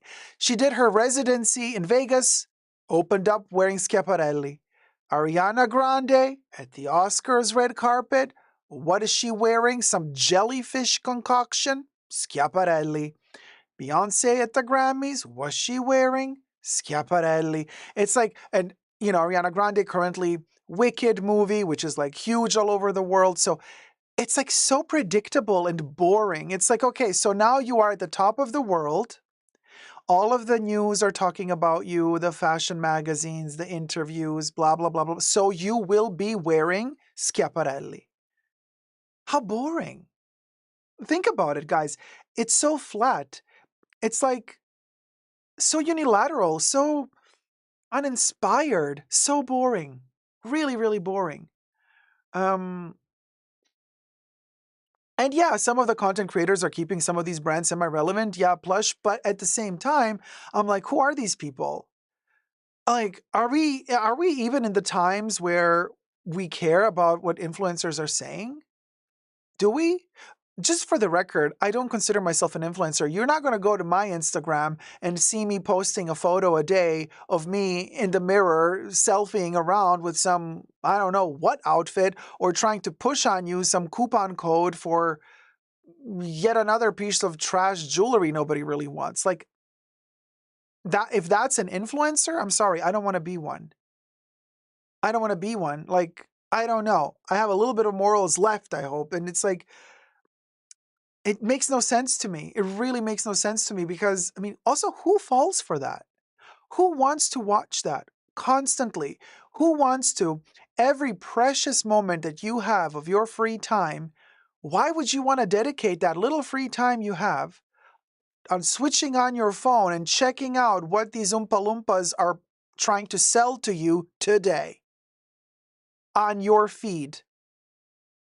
Is that how you're going to spend that precious little time you have left between 2 or 3 different jobs or whatever you got to do? Watching what sort of crap they're pushing onto you next? That's what influencers do. I'm sorry. No, I'm not here for that. Raynette, no, you're not muted, sweetie. I see you. Did I really get muted for commenting on Dacob's comment? You're right here. I see you. You're not muted. I see you. You're right here. I just read your comment. Phoenix Mom says, if the actress is that famous, she can carry to showcase a new talented designer. Exactly. And there are really a lot of really interesting ones out there. There really are a lot of interesting ones out there. It's just that, you're thinking to yourself, well, I'm top of the world right now. And if I'm top of the world, I better prove to the world that I'm top of the world, and top of the world wears Schiaparelli. So I want to show to everybody, that I can afford that as well. Of course, they get it for free, but it's like saying, it's like speaking between the lines. It's like saying, look, I'm wearing Schiaparelli on the red carpet, which means that I am top tier celebrity at the moment because I have access to Schiaparelli making a custom design dress just for me. It's like showing off in high school that you got the expensive car, you got your driver's license, and your family could buy you the expensive car while the others had to buy a used car. It's the whole culture that's messed up. It's the whole culture that needs to change. Um, like we have to stop showing off wealth. Like it's ugly. It really is. Um, it is. No, polyester, sure, Zara is groundbreaking at this point because, at this point, I'd rather wear Zara than Schiaparelli. I'm sorry. Well, we'll go. Raynette says, okay, phew, thank you. Oh, you're welcome, Raynette. No, you're good. But Living Ferret just told you, if you used a blocked word, then the comment might not show because certain words are not allowed for the chat because of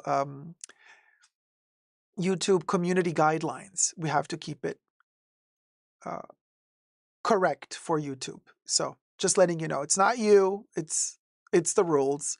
Deborah says, oh, I get it. Status up a level. Sheesh. Yeah. Total status up a level. Totally. Deborah. Oh, it did get very odd in summer last year. Everyone is doing the same thing, same sponsors. I watch uh, uh, FF Fashion mainly. Oh, they also have like some archived fashion shows on that channel. I love it as well.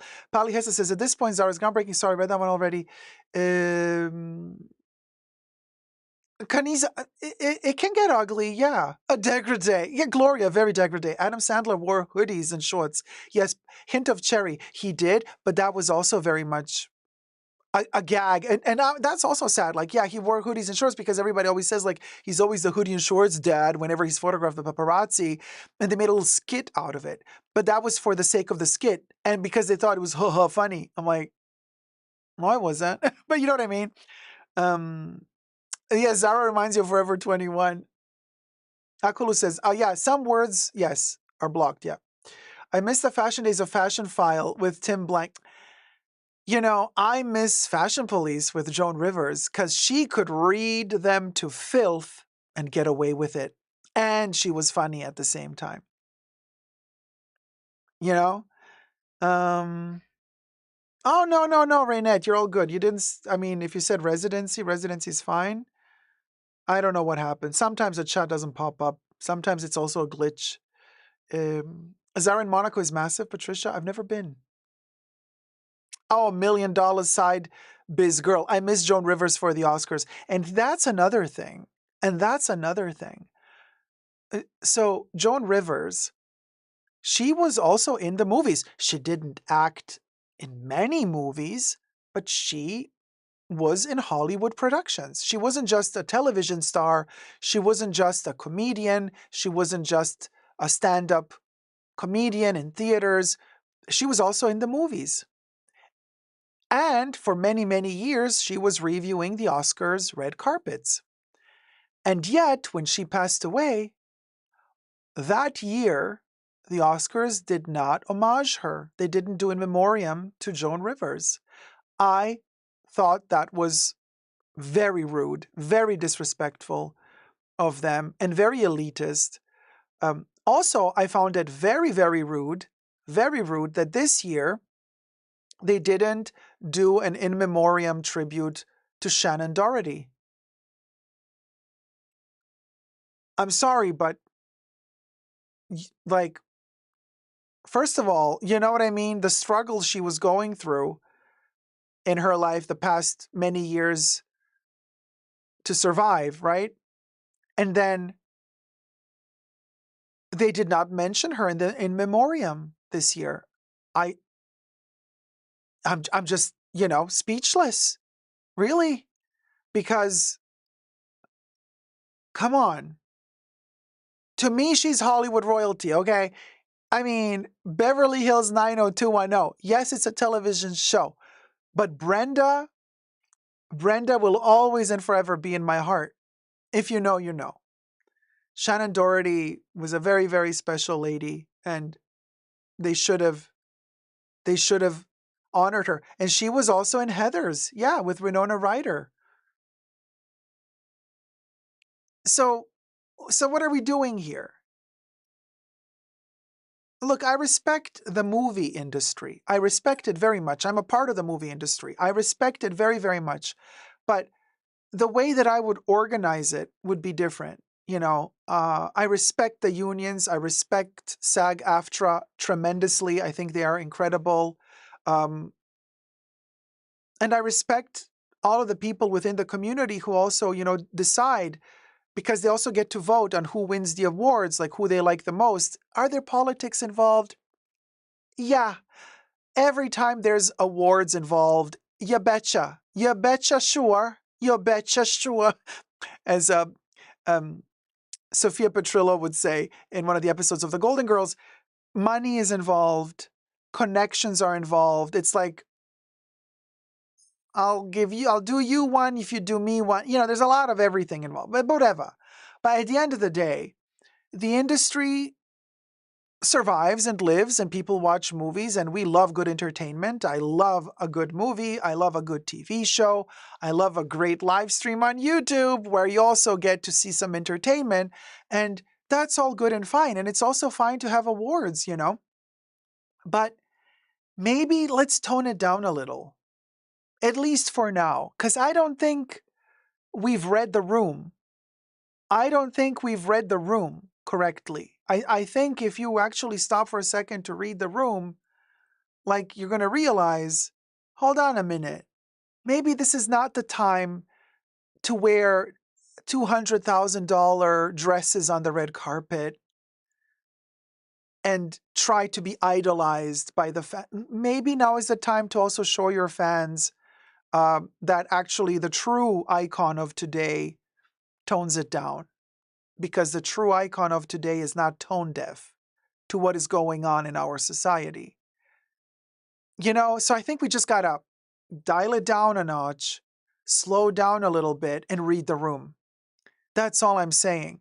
I'm not saying stop giving out awards or anything. I'm just saying the way it's done, it's a little bit too pompous for what it is. Ugh, it it's kind of heavy. Holly Grace says it's hilariously painful how celebs still think they are being worshipped. It's a bit much. It's a bit much. Yeah, Gloria says, Dacob, I think also once you know how the sausage is made, some of it is tarnished, for sure. This is one of the reasons why when a certain brand asks me to work for them, I'm like, oh, hell no. I'm not going to ruin that little tiny bit that's left of magic for me. Mm-mm.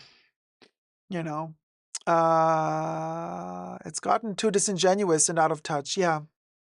Kelly says, it used to be more exciting before mass media because you didn't see the celebs everywhere. The clothes and jewelry were sometimes owned by the celebs like Liz Taylor, etc. Yeah. And nowadays, you just see Kim Kardashian trying to squish herself inside a Marilyn Monroe dress and, well, tears it up. Trash. Really. I don't know what. Oh, Gloria, my love. Ah. Gloria Recinos donated $15. Giving the tip. Gloria, we're going to put you in the little golden chest with the golden nugget. The golden nugget.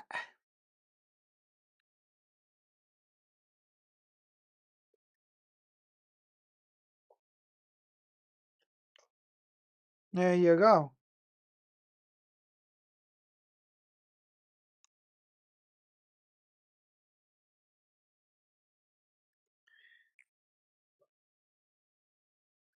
Look at you all fancy schmancy on the golden nugget.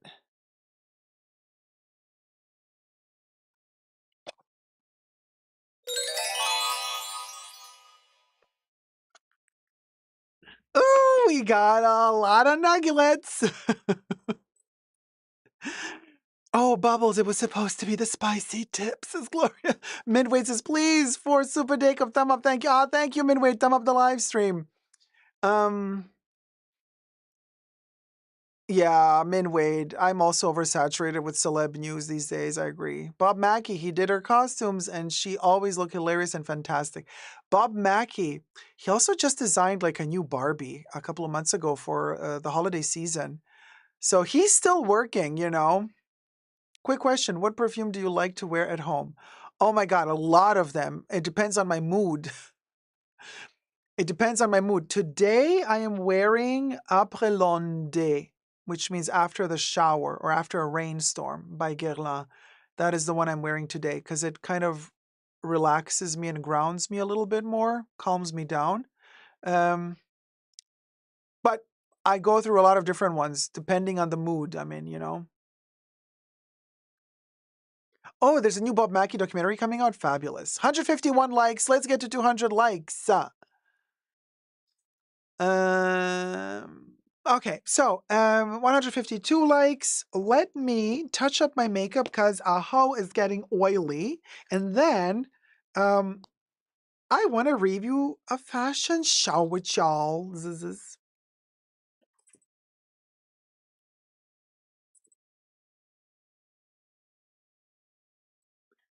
You know, Mackie has been designing Barbie since the 90s or longer. I think even before the 90s, possibly. But yeah, for quite a while.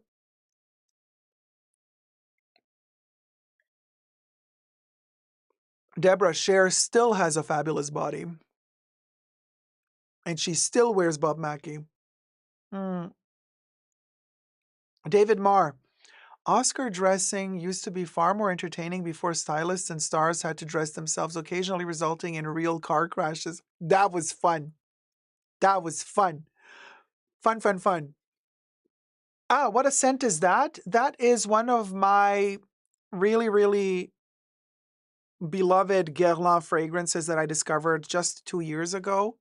But it's very old. It's from the early 1900s. It's still in production. This is how the bottle looks today. So here you can write it down if you want. Don't blind purchase it because you might not like it. You definitely try it out first before you buy it. But it is a very violet, heavy perfume. And orris root and Guerlinade vanilla a little bit in the dry down. Mm. Hi, Brenda. Oh, hi, 5 foot nothing. Oh, 5 foot nothing. Oh, hi, Nay. Someone told me I looked like Cher recently. Such a compliment. Wow, that is a great compliment. And Velasquez is very, very beautiful from 1906 is the perfume. 5 foot nothing. Thank you so much for the tip you sent at the end of last live stream. If you rewind this live stream at the beginning of the live stream, I played your tip and I also added a golden token with your name on it into the treasure chest. So Deborah says, I wanted to create a fashion label, too much good taste. That's a good one. Thank you, Kaz. Thank you. Okay,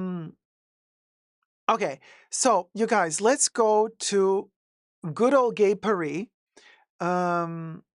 And let's review the Stella McCartney.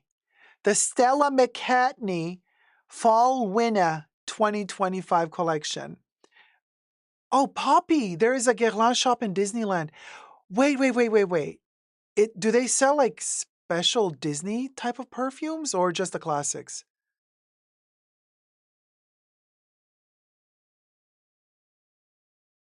Yeah, Debbie, yeah, thanks. Yes, all my perfume reviews are on my perfume YouTube channel called Essentially Dacob, but spelled like essence and then Tially. Essentially Dacob.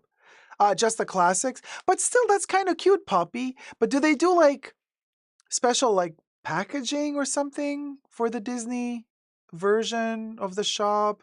Hi, Nina. Good morning, sweetie.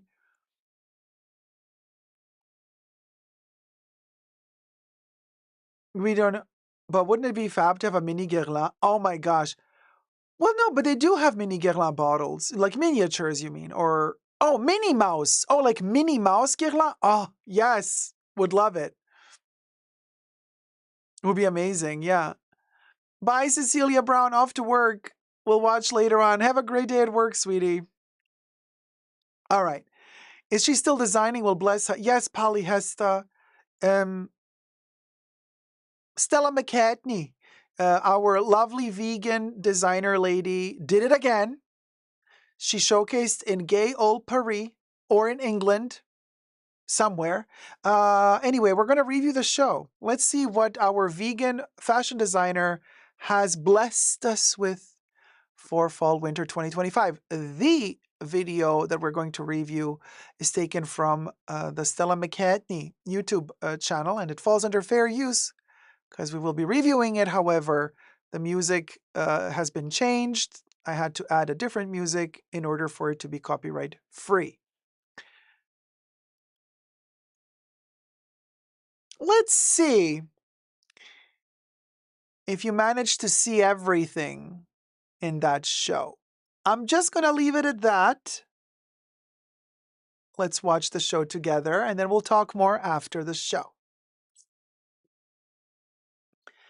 So, Stella McCartney, the lights, the glitz and the glamour. Well, not much glitz, not much glamour, but we were just talking about this for the Oscars, right? Being tone deaf, being overtly over the top fashion, this and that. This is okay. This is, here are the chairs. This is the place. This is the floor. We're just going to show you the fashion show here. Very minimal, very sustainability. And I respect that. I respect that from Stella. She wants to be sustainable. Oh my God, is that model? What's her name? The huge one. She also modeled for the perfume for Guerlain, for Shalimar in the past. Is that her? She must be like in her 50s now, or 40s, no?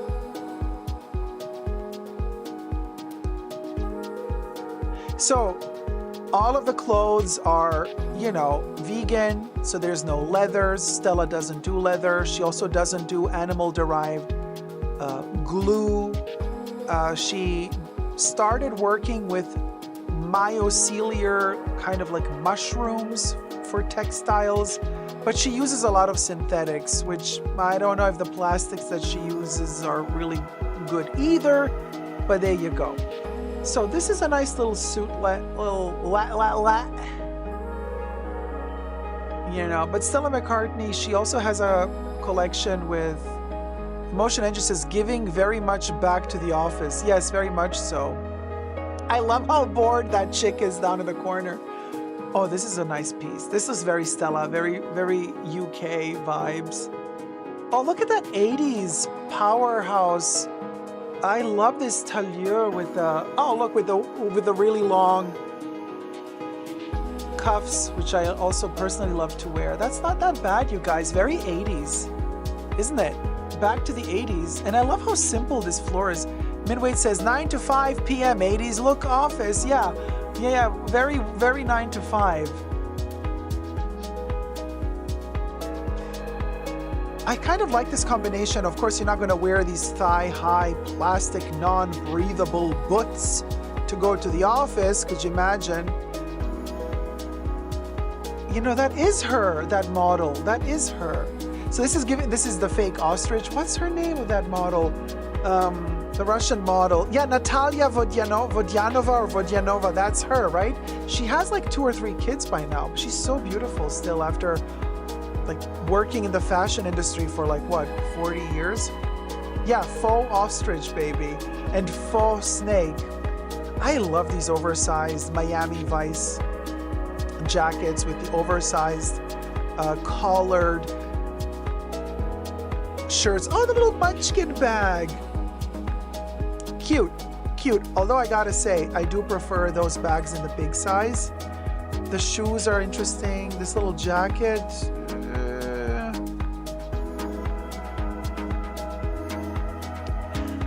Yeah, so just think of it this way. She's not going to use wool because she does everything vegan, right? So even though cutting wool doesn't hurt the animal, I don't think that she works with wool. Does she work with wool, you guys? I don't think so, right? If it's vegan, no, she can't. Even if it doesn't hurt the animal because the wool regrows, I still don't think that she does. Oh, I love the hair here. Oh, you know what this is giving me? What's her name from... Oh my gosh, from the 80s or 90s. Yes, she uses wool, even cashmere, says Cecilia.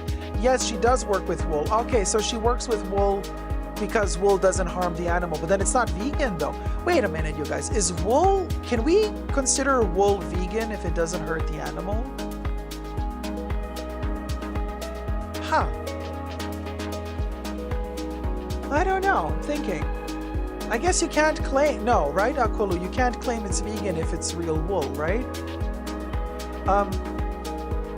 So, but yeah, okay, so, well, this is an entire lamb, right? The sheep, whatever, she's wearing here. Gray area, says Phoenix Mom. Kind of gray area, right? It is sustainable, Raynette. Yeah, wool, you guys, is much more sustainable than cotton. Cotton causes so much waste. To color, to dye cotton, to prepare. Cotton creates so much more waste than wool to be made. Just FYI.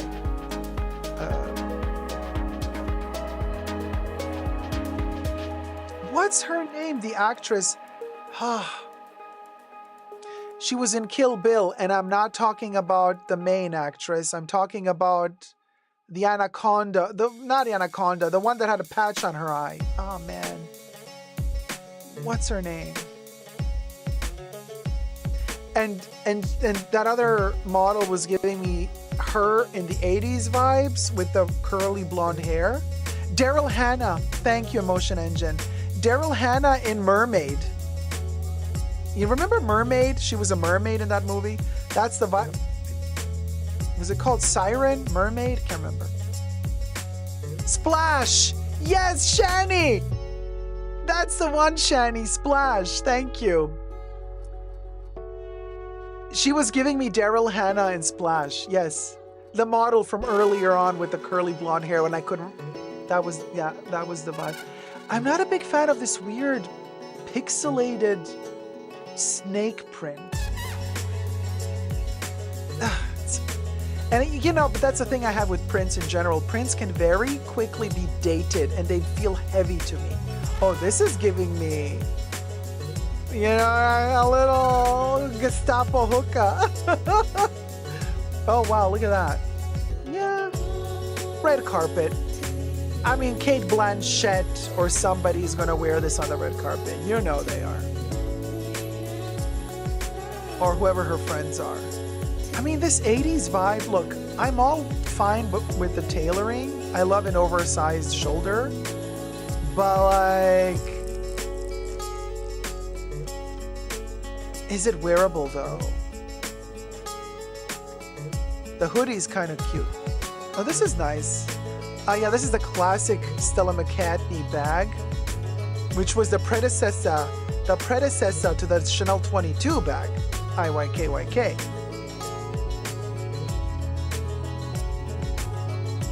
Well, this looks like the Chanel 25 bag. Oh my God, it's the same design. Oh, I love this 80s moment. I love the color. Okay, this, yes. Yes. I see an entire movie. Oh, and the eyebrows. Oh, just the shoes are no. Shoes are no. The color of it's the color for me, no. But I see a whole movie happening with that character. And I want it to be Molly Ringwald.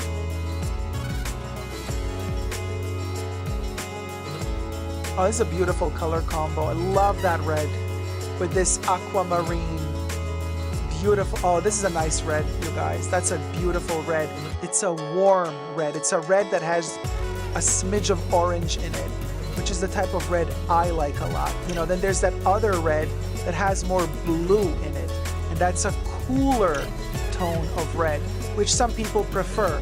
But I personally prefer warmer hues of red. Oh, this is giving me Christina Applegate. in her best years. Love it. Just for the memories. Just for the memories. Okay, Christina Applegate, yeah.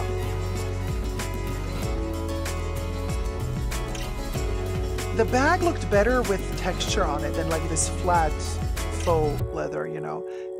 Stella loses me usually when she does these little glittery, glitzy things, like overtly trying to be conservative chic. That's when she loses me. She works better with like this, like modern power woman taking charge of her life and business, you know, and daring to also be sexy at the same time.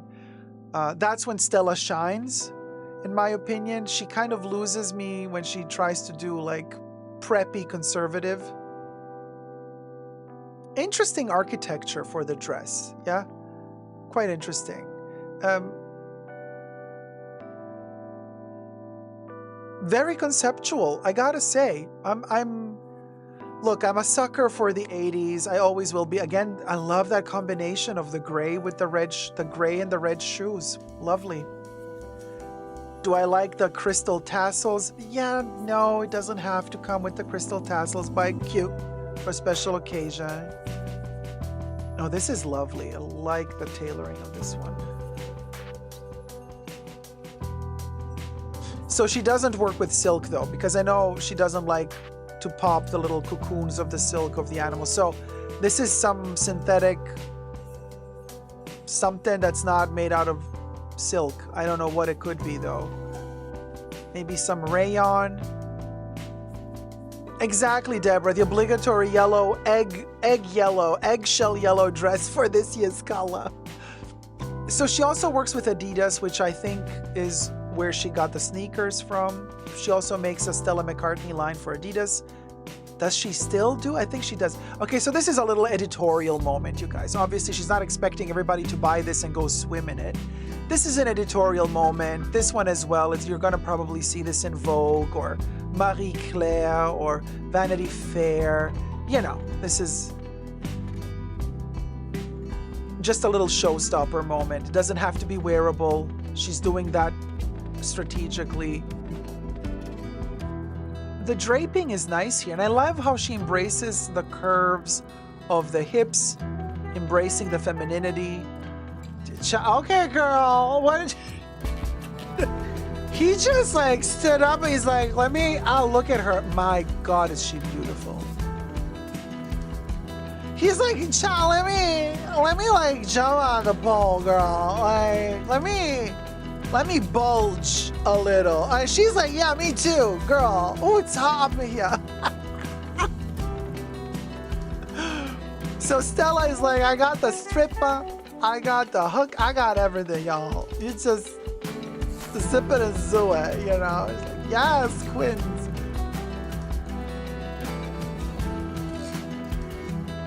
Wait. That's okay. I'm not gonna say who he looked like. I'm not gonna say, because look at Susie Menkes. Susie is like, I'm not gonna look at her. I don't want anybody to think I'm lesbiana. Susie Menkes. I can't believe oh my God. Okay. So Susie Menkes is still hustling and bustling. I loved her in Prêt-à-Porter, the movie by Robert Altman in the 90s. Highly criticized movie about the fashion world, and people, like, they hated that movie. I loved it. Still to this day, I love Prêt-à-Porter, the movie by Robert Altman in the 90s. People said, oh, such a cliche, so boring, so dull. No, I think that movie aged like fine wine. I think that movie aged like fine wine. Poppy, those people facing the wrong way are getting robbed. I love that they're all sitting in this area. They're sitting on office chairs. And like there's all those like computers, and what does it say, Stella McCartney on the monitors? There's a globe and it's spinning around Stella McCartney, just like Universal Studios has it.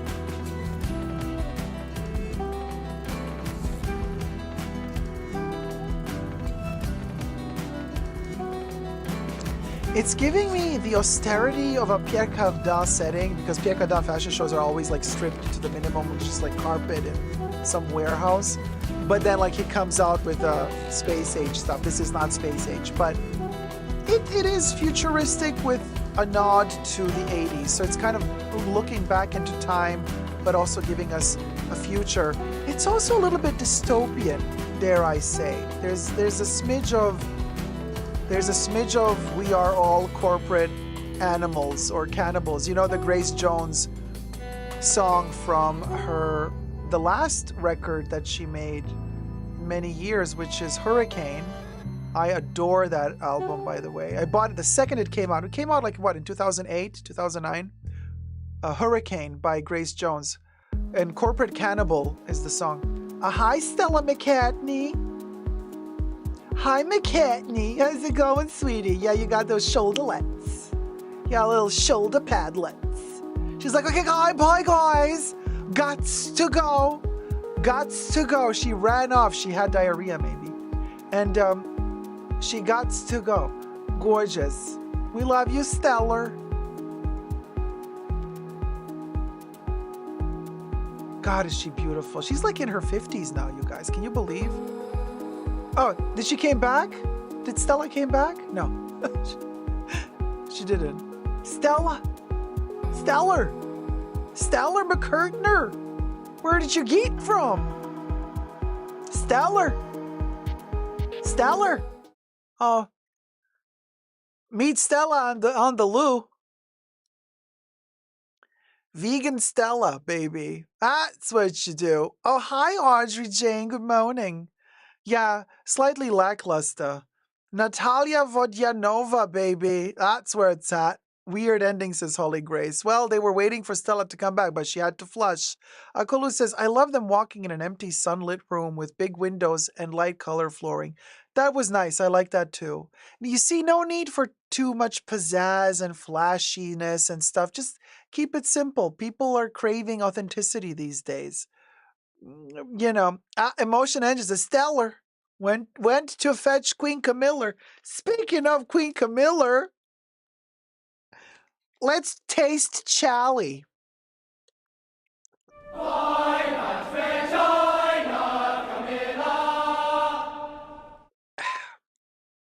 Period. Oh, good night, Kaniza. Now,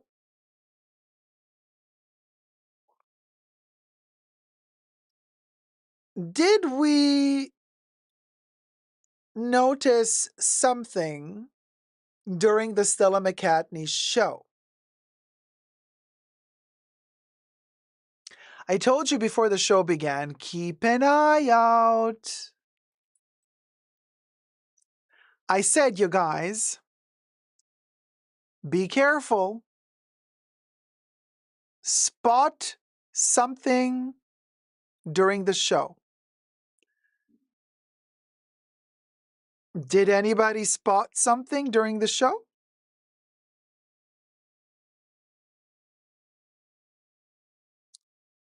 Nobody? Audrey says Dacob modeled an outfit. Yes, I was Stella, actually.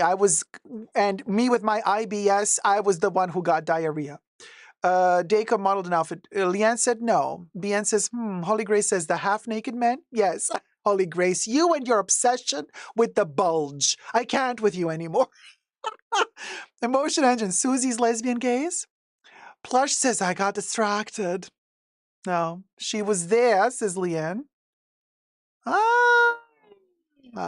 Well, you are my people after all. Somebody was at the show. Front row, and you missed it. But I didn't. And in fact, we're going to shoot a little topic now. Just got to find the the name of the content creator. Got it.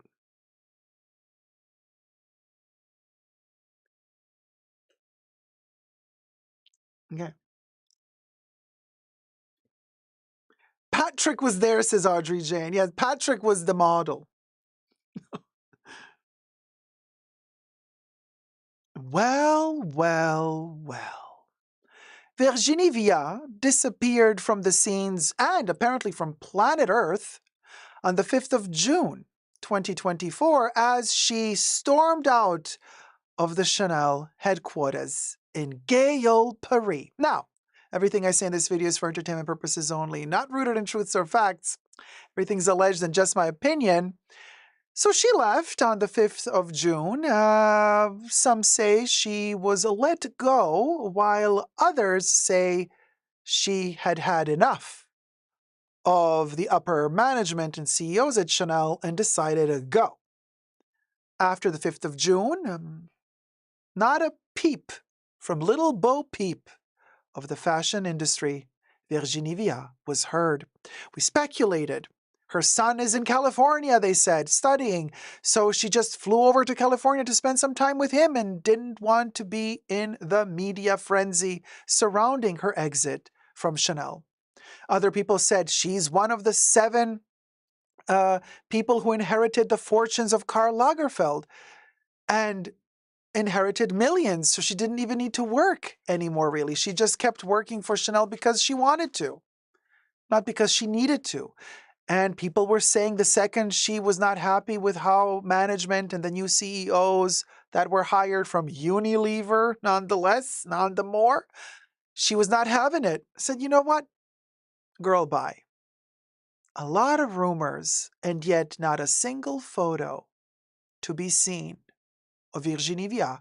She disappeared from the face of the earth on the 5th of June, 2024. And then some people started speculating that she was maybe in outer space. She looks similar like one of the astronauts that's stuck in space. Still to this day, as we're filming this video. Is Virginie Viard in outer space? Is she in California? Bathing in the sun at the beach. Well, apparently she's back from outer space, baby. Thumb up this video and subscribe. We are almost at 100,000 subbies. Come on, guys. Let's get to 100K. Thank you so much for the love and support. Well, just like that, out of the blue, Virginie Viard reappeared. And it was nothing glamorous. There was no special announcement being made. There was no news reporting about it. Nothing. Matter of fact, the person who filmed her as an Insta story. One of many, because this person who filmed her was invited to the Stella McCartney Fall/Winter 2025 fashion show, you see. And this person filmed, the guests at the show. They filmed guests seated, who was sitting where, Anna Wintour, Tom Ford, and the likes. And in one of these Insta stories that, mind you, is maybe 9 to 10 seconds long, randomly, just like that, there she is, Virginie Viard, seated next to Anna Wintour. Exhibit A. And Tian Wei-Zhang, or Tian Wei-Zhang, is the owner of this Instagram post and account, and I will be posting a link to Tian Wei-Zhang or Zhang down below, so please go follow them on Instagram. I love how Anna Wintour always wears the same Chanel sunglasses that she always wears. Shady. But then again, she wore these Chanel sunglasses since the 90s. So it's not like, oh, well, now that Virginie left Chanel, this is too painful for her to see Anna wear Chanel sunglasses. But still, you know what I mean? So look at this. Virginie Viard has been found. She's alive and well. We were also speculating maybe she's not doing well. Maybe her health is compromised or something. That's why she left. Look at her go. Gorgeous, dressed in black, very skinny, but looking fresh, looking refreshed, coiffed, very elegant, all dressed in black. I think, what is this? Is this a hat or something? Is she coming back because she's going to launch a new collection? Is she working with somebody? Here's the thing, what I'm also thinking. I know Stella McCartney designs her own stuff, but this collection was very 80s. Who loves the 80s? Virginie Viard. Did she have something to do with the Stella McCartney collection? Probably not. But why is she there? Why did she accept to come to see? She supports women. She's a big supporter of women, female power, sitting next to Anna Wintour, none other. Like, you know that she had a special place there. That's her phone. I have another picture to show you. I have a whole video of this, but I didn't want to, for copyright reasons, show you the whole video, right? Here she's talking to Anna Wintour. Now, the video that I have, she says something to Anna Wintour. Here's the juicy part. For those of you who have made it thus far into the video and didn't abandon, like some people do after 10 seconds, you're going to get to the juiciest part right now. They did not know that they were being filmed. So technically, this little document that we have is really precious and rare. And I don't think she wanted it to be caught on camera, because what she said here is very, very juicy and leaves a lot of room to interpretation. Thumb up the video and subscribe. Now, like I said, the video is only a couple of seconds long, but in those few seconds, Virginie Viard and Anna Wintour are talking in English. Virginie with her French accent, but very clear. She says to her, and let me re-listen to it myself because I don't want to make any mistakes. Because you know what I'm saying. I'll just hear it myself.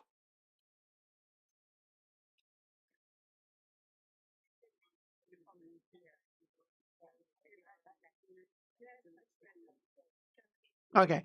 So she says something to the likes of, I will let you know. I will text you later. And then Anna Wintour tells her something, how's it going now? And then she says, oh, yes, yes, much better. She says something like, I'll let you know later. Now it's going much better. I mean, could not have found a better moment to catch them talking than to catch that sound audio bite. Now, of course, I start speculating, oh, she's much better now. Maybe she was feeling bad after, the whole drama with Chanel. And she's like, I'm going to message you later about everything. I can't talk here. Non-disclosure agreements. Now, then I also thought to myself, hold on a minute. She and Anna probably spoke after the 5th of June. It's not like she never spoke to Anna Wintour after she left Chanel. Like, I don't think Anna Wintour would just ignore Virginie Viard leaving Chanel. Like, Anna Wintour probably also wanted to know, hey, girl, why are you and Chanel parting ways? What happened? You know what I mean? Come on. I mean, yes, Anna Wintour always behaves with distance and very, professional, but you want to know. Like, Chanel is one of the most important fashion brands out there. If the artistic director leaves, you want to know why, right? So I'm sure that they spoke since June. It's not like this is the first time they see each other since June. I don't know. Maybe it is. Who knows? You never know in the fashion world. The fashion world is very fickle, you understand. Today you're in, tomorrow you're out. I'm wearing the Virginie Viard Camellia that I made when Virginie left Chanel on the 5th of June. I did this in protest and I said Virginie is Chanel. So the Camellia is one of Chanel's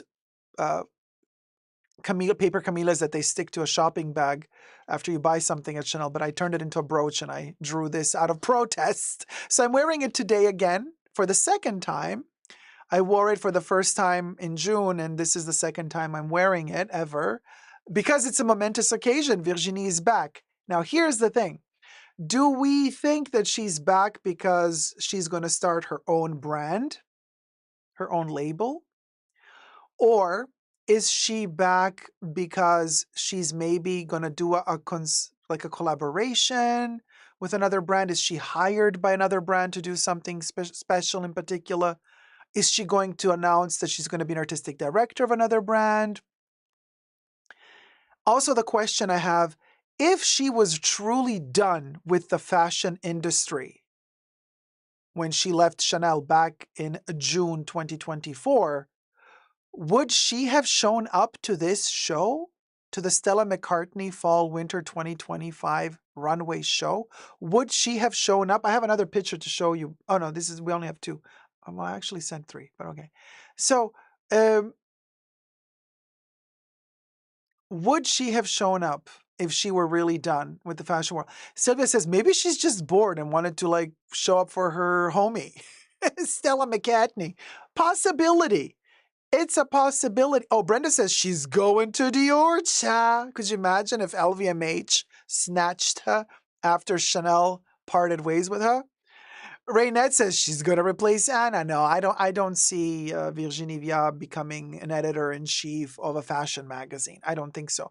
Although she could do it, but I don't think so. I mean, to me, we have to look at the details. What is this thing with the stripes? What is this military-looking little cardigan? Is she wearing something from Stella McCartney just to support Stella McCartney? Or is she signaling, you guys, you don't wear something like this for no reason. It's a statement.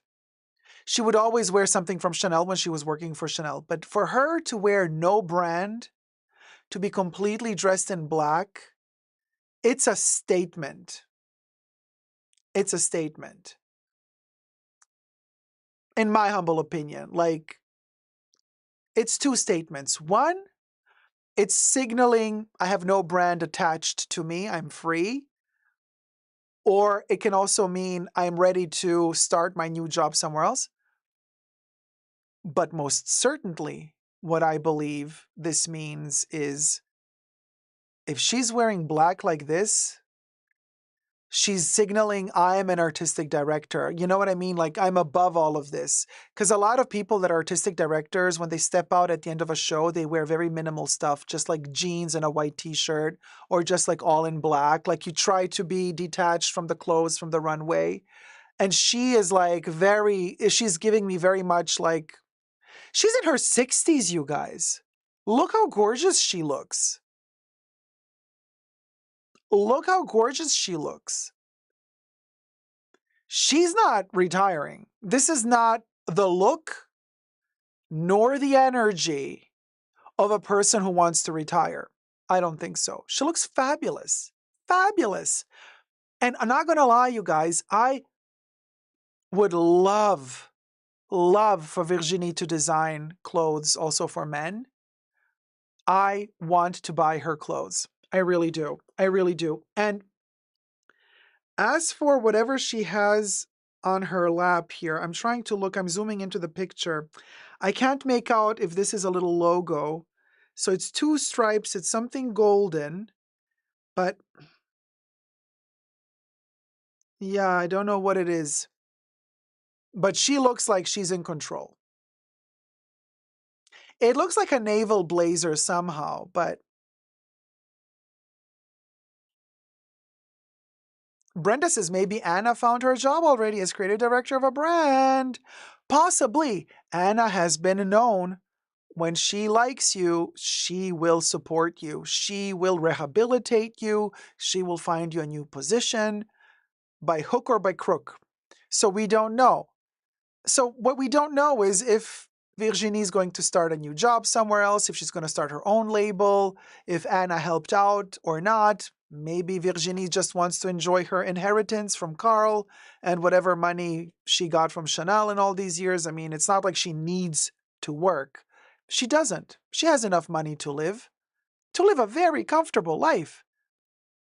But maybe she still wants to work. Maybe she still wants to deliver some creative zhuzh to all of us. I'm telling you, right now, and I'm telling you right now, if she designs stuff for men, I will be buying it.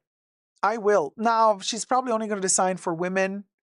But then if she designs some boxy stuff, like jackets or sweaters or something, I will buy it. I wish she would start her own design house because she's amazing at what she does, you guys. So there you go. I am thrilled for this news. I'm super thrilled to see that Virginie Viard is healthy and looking perky and good. I'm wishing her all the best. And I want to say this was not done purposefully. It's not like this person like posted, oh my God, on their Instagram, Virginie Viard is back. No, but I want to thank Tian Wei Zhang for showing us Virginie's back. You guys, super excited about this. So what do you think? Let me know down below. What do you think is the future for Virginie Viard? Is she done with it or is she going to a new place? Is she still going to work? What do you guys think? And what would you like to see from her next if she were to go and keep on working on something new? Love you loads. Subscribe and thumb up the video. Until next time, never give up on lure. Bye. Mwah. We'll go, y'all. Can we just scroll up slowly, quickly? Because somebody said they're here for the first time and I was filming, so I couldn't react to that hello. But more up. More. There. Love Me Luca, first live, yay. Hi, Love Me Luca. Thank you so much for being with us. Also, I wanted to say, to explain to everybody who's new on my channel, just let you guys know, thank you so much. Hi, COMG. I just wanted to explain to everybody who's new, thank you so much for tuning in, for coming, stepping by. Just wanted to let you guys know how the live streams work. So now, like we're talking to each other, now I am not filming a special segment to post later on my channel. But when I start filming a specific topic that I will then post later to my channel, that's when I have to focus on only reading the chats that are connected to the topic. And I would also please like to ask you to stay on topic when we start filming a new segment so that I can film it all in one go. So, because that's how I film. I film in one take and then we're done. And then when I'm done with the topic, then I go back into the chats and now we can talk about all other things and we don't have to stay on topic. So just letting you guys know, it's not that I'm being, that I'm not being polite or that I'm not acknowledging that you are there. With my side eye, I see that you're there. And then after I'm done filming the topic, I will come back to you to say hello. So hello, Luca. Thank you so much for being with us. Priestess Shakti, how's it going? Hi, Dacob. Hi, Kate Moore. Hi, everybody. I just want to, yes, can we go up just for a second, slowly? Holly Grace says, to be honest, I think Virginie Viard would be a good costume designer. What do you mean, Holly Grace? She is a costume designer. She started in theater and film.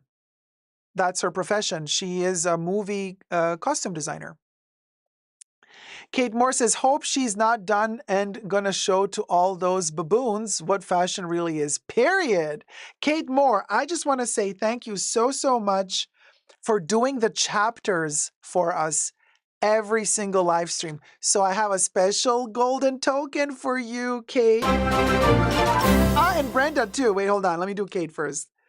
Brenda we got donated a little good luck $15. for St. Love Patrick's you in the fashion Day. bunker. Heart. I'm gonna write that down. I want to say thank you so much, Kate, for helping out and doing the chapters for the live stream. So I'm going to have a special token for you, Kate, for good luck, because, we all need it. Kate Moore, I'm going to put you into our happy good luck shrine. And then who we got next? We got Brenda next. Thank you so much, Brenda. Hold on, let me add Brenda to our tokens. So what we're doing with the tokens, we're going to then mix them all up. And then we have like everybody, of course, has good luck because these are all good luck tokens. Hold on, let me, can you see? Ah, there you go. Brenda, we've added Brenda to our golden token as well, Brenda. Ah, fabulous. And then at the end of the show, we're going to pull out one who's going to be the extra lucky token at the extra lucky week. Oh, Chan, thank you so much, sweetie. Hold on, let me add Chan. Chan donated $10. I am so happy to catch you live. I love watching you. Thank you for your devotion. Oh, you guys, thank you.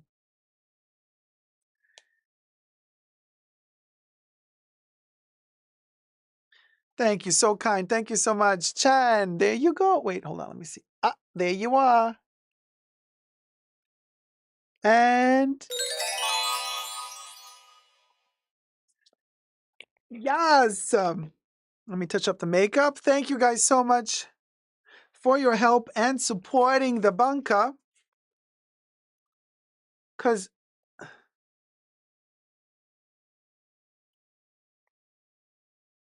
unlike what some trolls on Reddit say, at least you don't get to sit here and suffer through 10 minutes of sponsored videos of me trying to sell you some shit you're never going to need.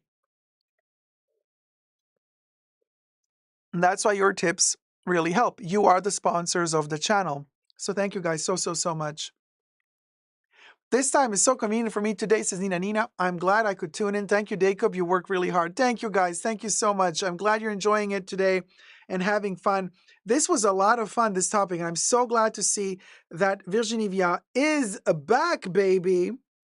Hold on, let me just add the little thin. Oh, then we have more news. I love that you don't do that. No, I know. Kaz, I mean, look, when shit hits the fan, if we have to do it to survive, we'll do it. But for now, thankfully, thanks to you guys and to all the help and support you always show to the channel, thanks to you guys, we don't have to do the sponsoring stuff. Not to say, if I found like something, if I found a product from a brand that I really like for myself, and then they also say like, you know, we would like to sponsor you, and I really believed in that product, yeah, I would do it. But I haven't found one yet. You know what I mean? Like I haven't found one.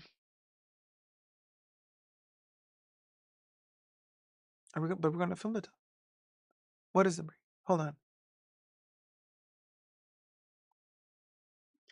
But that's gonna be filmed. That whole thing is the film topic. Okay. One question: is there a Saturday live coming? So Nina, a Saturday live is coming unless I'm not too tired. In which case, we're gonna do a Sunday live. So it's either gonna be Saturday or Sunday.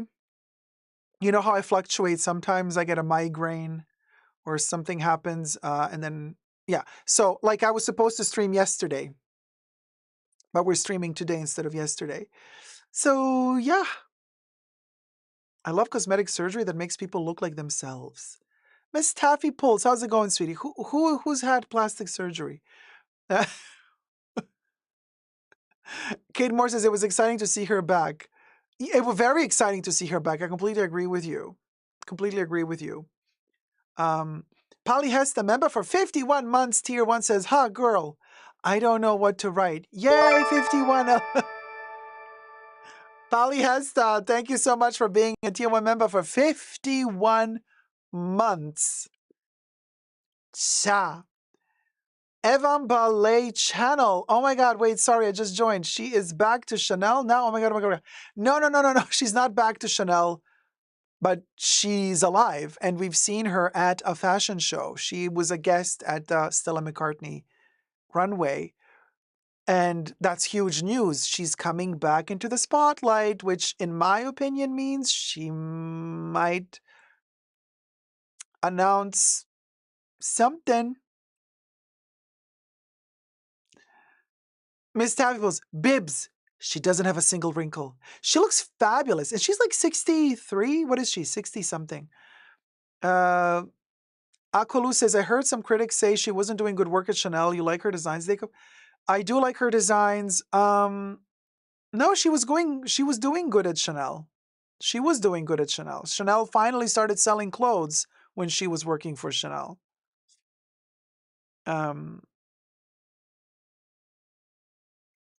Audrey says, I can't hear Stella and not think of Eddie. Maybe she was there too, trying to get. Well, but that's like the new Edina Monsoon. But in the past, in the 90s with AbFab, she was always trying to get into Christian Lacroix's shows, but he doesn't design anymore.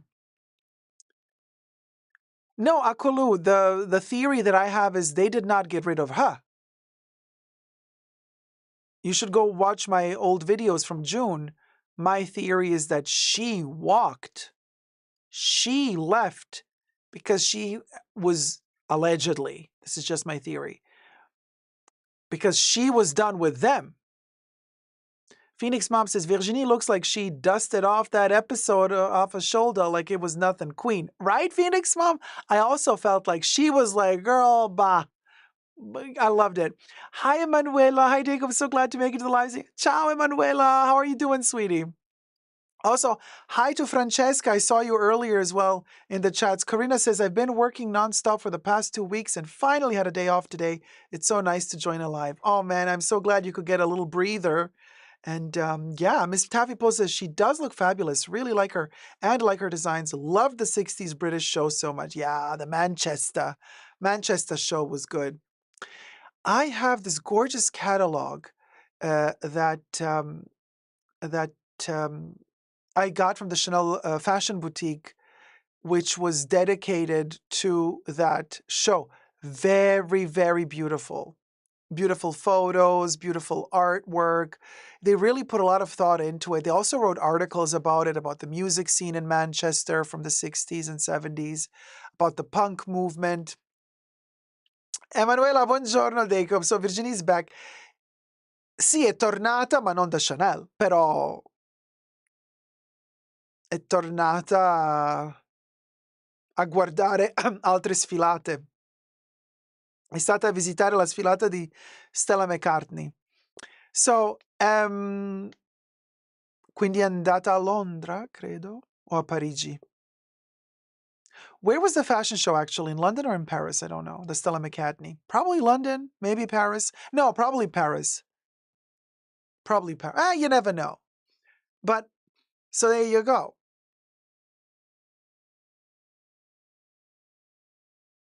She moved to Paris. But, you guys, hold on.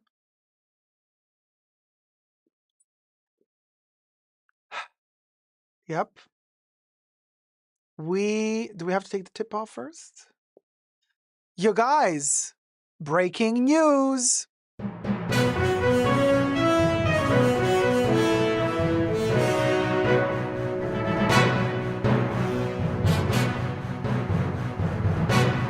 Louis Vuitton just announced something, and we're gonna do it as we film.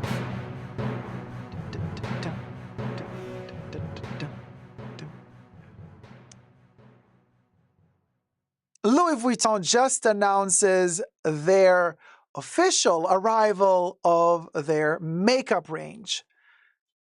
They did us dirty with the perfumes. Now they're gonna dud us doity with their makeup. Everything I say in this video is for entertainment purposes only, not rooted in truths or facts. Everything's alleged and just my opinion. Okay. So during Fashion Week or a little bit after, or whenever it is, they just announced through Business of Beauty from Business of Fashion, Louis Vuitton to launch makeup line. Subscribe to my channel. Let's get to 100K subbies. Thumb up this video and let's analyze the sitch. Oh, and I cannot wait to read the comments under this Instagram post. So this is one of the pictures that they're using as promotional material to announce the arrival of the Louis Vuitton makeup range. This is supposed to be a lipstick that's squished, and then they've embossed that squished lippy with the Louis Vuitton monogram. All the brands do this. You know, they all have like this moody thing of like being artsy fartsy and like, let me like press the makeup on a little tab of color, ton sur ton. I see what you did there, Louis. And let's like add the logo and be like very, I'm like, yeah, girl. Okay, girl. So anyway, so this is a lippy. There's another example of them pressing into a pressed powder bronzer, one of their logos.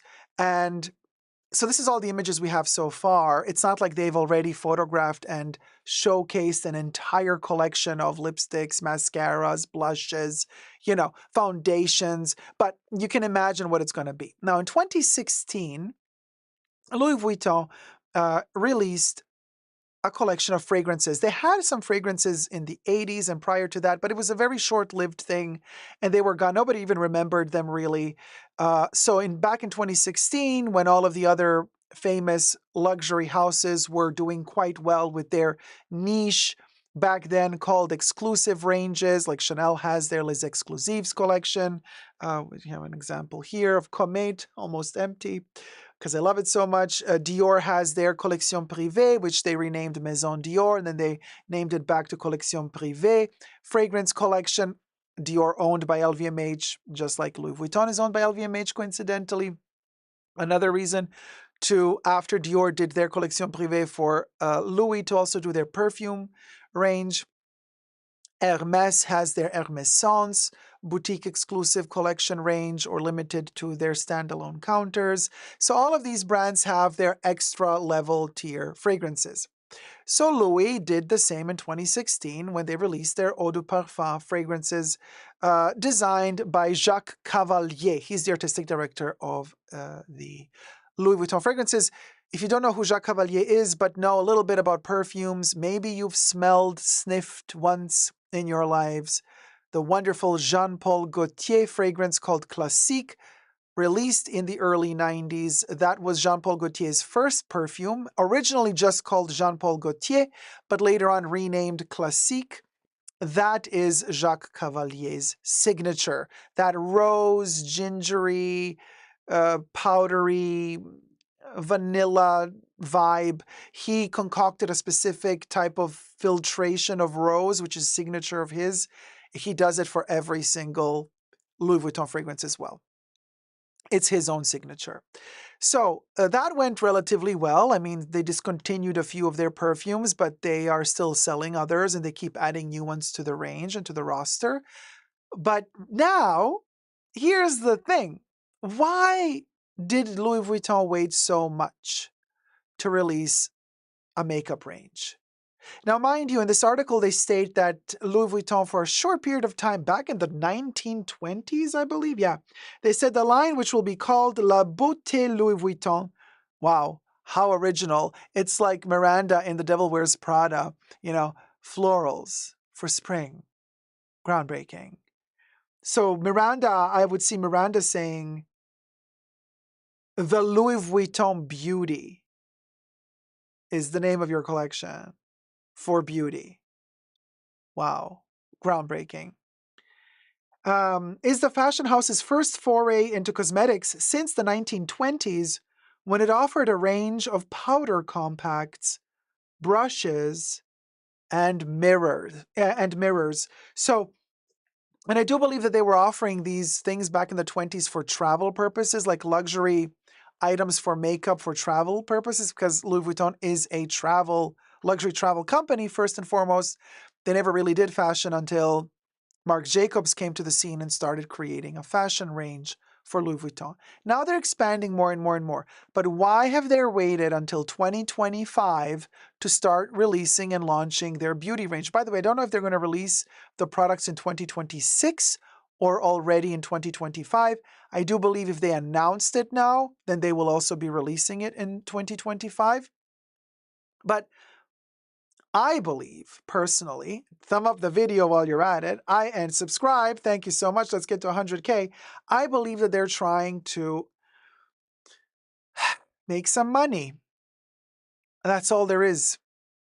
Because they've had terrible quarterly end-of-year earning reports. As you know, LVMH is a publicly owned company. It's on the stock market. Their shareholders were not so happy when the dividends were like, well, we'll go. Because at the end of 2024, their financial report was not so good. The money was not so good.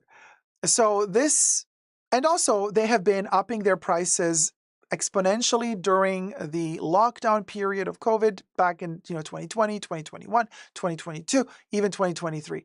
They've outpriced a lot of customers from their purchasing base, in my humble opinion. Louis Vuitton has always been, yes, a luxury travel brand, but they've also been very aspirational in a way. You could get some beautiful Louis Vuitton monogram canvas pieces, like pouches, poche toilette, pochette accessoire, even the Speedies. They were all under $1,000. Okay, most of those items were also under $500. Not anymore. You know what I mean? If they haven't discontinued the smaller canvas item because it's too cheap for their standards, allegedly, then they have turned them into leather items and are trying to push a more expensive price category because they try to inch their way towards Chanel's and Hermes's pricing. I think that backfired a little because, I'm not here for Louis Vuitton fashion. Never cared for it. I'm here for Louis Vuitton Speedies. I have my Speedies always with me. I travel with them. I have them always ready. I fold them when I don't use them. That's why they have the wrinkle, by the way. To me, this is Louis Vuitton. The passport holders are Louis Vuitton to me. Or, all of these little travel things, like my little Poche Toilette 15, 19, 26. That's Louis Vuitton to me. My packing cubes, where I also put my makeup. Like this, to me, is Louis Vuitton, and I love it. But when they start doing capucines in leather, the this, the that, girl, give me a break. And their fashion is horrendous, in my opinion. But anyway, and now they're doing this. Now, after they have discontinued the Speedies without the bandoliers in the 30, 35, and size 40. After they've discontinued all of these items that cost less than $1,000, now they're like, oh shit, maybe, just maybe, we shot ourselves in the feet. So we got to get our aspirational customer back. How do we do it? Well, we do makeup, because their perfumes aren't cheap either. The perfumes are like $300, $400 a bottle, starting from $300 to $400 a bottle. So now they're introducing this. I gotta hand it to them though. One tidbit of really, really fabulous news is that they've also announced their artistic director for their beauty makeup range. And it's a big one. It's a big, big, big name. Huge. Drum roll, please. It's Pat McGrath. Pat McGrath, there is she, the queen of makeup. Kevin Aquan is no longer with us. May he rest in peace. We still have Pat McGrath. If you don't know, at least you know her from the moment when she did the makeup for, now I think almost 2 years ago, Marta Margiela's artisanal collection, the last John Galliano collection for Margiela, that glossy, wet porcelain doll, milky makeup from that show Underneath the Bridges of Paris, that's Pat McGrath. She did that. Game changer. Game changer. The whole world was talking about it. That was a sensation. It went viral. The fashion collection went viral, but also the makeup went viral. That's Pat McGrath. Now look at the photo. They gave her an entire Louis Vuitton makeup studio, trunks, suitcases with the mirror. I think this is how it's going to look when you enter into their boutiques, and they're going to build up a little makeup corner. I think this is how they're going to build it up, and you're going to have a moment there to try out the makeup. But knowing Louis Vuitton, they're probably also going to sell this entire little piece of furniture that you can travel with. Probably going to cost you $1 million, but you know what I'm saying? But wow, gorgeous, gorgeous. And Pat McGrath is a sensational artist. So kudos to her and congratulations to her. So I'm really thrilled for Pat McGrath. Not that she needed this gig. She's at the top of the game and the top of the fashion of the makeup world anyway. But it's kind of cool Still, Louis Vuitton announcing they're officially going to do makeup, and bam, and it's like, it's Pat McGrath, baby. Hey, put that under your belt as an extra little, not that she needs anything on her CV, but it's a biggie. It's a biggie, And yes, Pat McGrath does have her own makeup line as well. It's not like she needs the gig. But girl, fabulous, right? Now, let's get to the comments. Underneath that post, Kate Moore says, now I understand why Pat stopped trying for her own brand and didn't do anything new and existing for a long time. She was probably working on this. Yeah. Right? It was in the works. It was in the making. Because don't think for a second that Louis Vuitton can just make like this furniture in a week. This takes a year of planning. And also, for Pat McGrath to choose the formulas, to choose the color palettes, that takes a lot of time. A lot of time. So this was in the making for a while now. It's not like, oh, let me sign a contract a week ago, and this week they're announcing a makeup range. No. This, you best believe this was in the making for at least a year, if not longer. If not longer. But the shade that Louis Vuitton has been going through lately because of, their lack of quality, discontinuation of certain product, alleged lack of quality, discontinuation of certain entry tier level priced items, the fashion choices that they've been making, questionable, dubious to say the least on the runway, and so on and so forth. Here we are now. People are kind of waking up smelling the coffee. And the comments are, ouch. One commenter says, oh, look, a makeup line no one asked for a brand no one wants to buy. How unexpectedly innovative. I'm telling you, the burns are burning. But then somebody says, absolutely genius and amazing decision to have Pat McGrath as creative director. I'm excited for this. And then somebody commented back to that commenter and said, I wasn't interested until I saw her name. And then this other person says, yes, it's the same for me.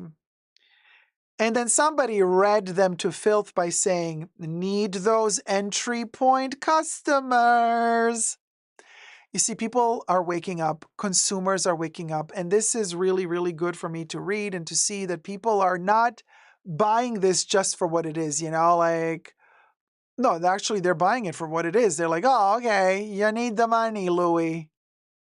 We see what's happening here. And I love the fact that consumers are waking up. The comment sections on social media platforms, people are not gullible anymore as they used to be. Consumers are more conscious these days, which is a great, great, great thing, in my humble opinion. So somebody answered, yup. Somebody's laughing to that comment. Then somebody says, only if clean ingredients are used, but doubt that's involved. No announcement that I have read so far has been stating whether or not it's going to be like clean, or not. I do not have intel on the formula of the makeup. Another commenter says, when people stop buying your overpriced bags, this is the next idea. And then somebody else says, well, this will generate more revenues than clothing within 2 years. And so on and so on and so on. So zesty comments. People are aware that, there might be other reasons for starting this collection other than, oh, let's be creative. Let's add more creativity to Louis Vuitton. A lot of people are a little bit, suspicious of this, and a lot of people are thinking, oh, wait, are you going into makeup because you need the money? You need to appease your shareholders? Is that what's going on, Mr. Bernard Arnault? Melissa says, and soon we'll find a Louis Vuitton lippy in a L'Oreal packaging, allegedly. Well, if they're going to make it in the same factories as Dior, you never know. Allegedly. But Melissa is referencing a video that I posted a couple of days ago about a lady at Walmart finding a Dior embossed bullet in lippy bullet inside of a L'Oreal lipstick container. Ouch. Go check out that video if you want to know the dramatic deets on that. But what are your thoughts on the Louis Vuitton makeup range? Will you be buying any of the items? I'm dying to see the packaging. Not going to lie. I hope it's all full of monogram. And of course, they're going to create pouches and accessories that are going to cost a ton of money for you to. They're going to have a lipstick, probably monogram canvas lipstick container that's going to cost $300 that you can put the lippy in. You know, they're going to do the whole shebang. But I'm dying to see the packaging. I'm dying to see the design of the compacts, how it all looks, how the packaging is designed for the lipsticks, for the compacts, for the blushes, for the foundations. Is the foundation going to have a pump distributor, or is it going to have, not a distributor, what's it called, a doser, or is it going to be, you know, screw thing and just like pour it out? What are the colors going to be? What's the palette going to, what's the color range? Oh my God, the packaging is going to be a lot of fun. Let me know in the comments down below if we should, once the packaging images are out, if we should make a video and reviewing all of that as well. I don't know if you're interested in that on my channel. Let me know. But yeah, there you go. Holly says, I'm in Bangkok in a month. I will keep you updated if I see any Louis Vuitton makeup. Yeah, because sometimes they have a tendency of also releasing these things in Asia before they hit Europe or the US. Travel-friendly makeup, says Sylvia. I do hope so. Because, I mean, Louis Vuitton is all about travel, at least unless they don't forget that they're all about travel. Terry says, I would definitely get a monogram lippy case. Yeah. Tempting and FOMO-inducing. I hope it's not limited edition. Let me know your thoughts down below. And subscribe. Let's get to 100K. Love you loads. Thumb up the video. Never give up on love. Bye. Yeah, Terry, I saw. Yeah, hippie. But I read lippy. Oh, thank you, Kate. You would like to see a review from me? Yeah. I mean, if Louis Vuitton wishes to send me some products to review, I am gladly accepting them. I don't think I'm going to be spending money on their makeup, though, because it's going to cost a lot of money. So who was the buzz killer earlier? What happened?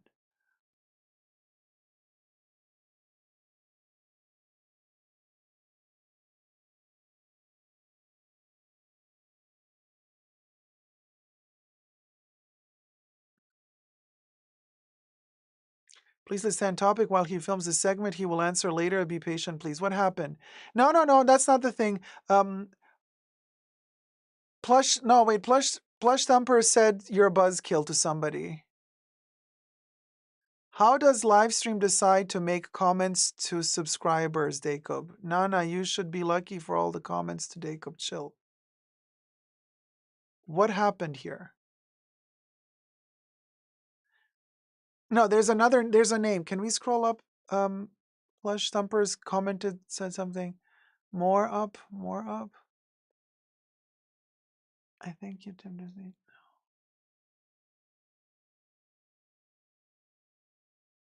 No. Jean Paul perfume.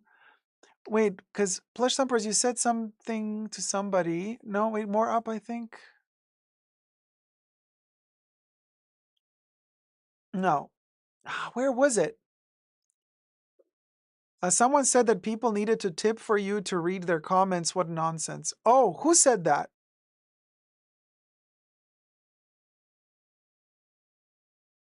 Nina says, oh, sorry, Dacob. No, I wrote to them, but didn't mean to interrupt you. People keep insisting.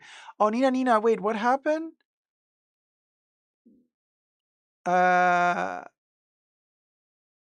Oh, Sylvia says, I'm a Chanel Cosmetics purist after watching your lives for 5 years now. Oh, Sylvia, me too.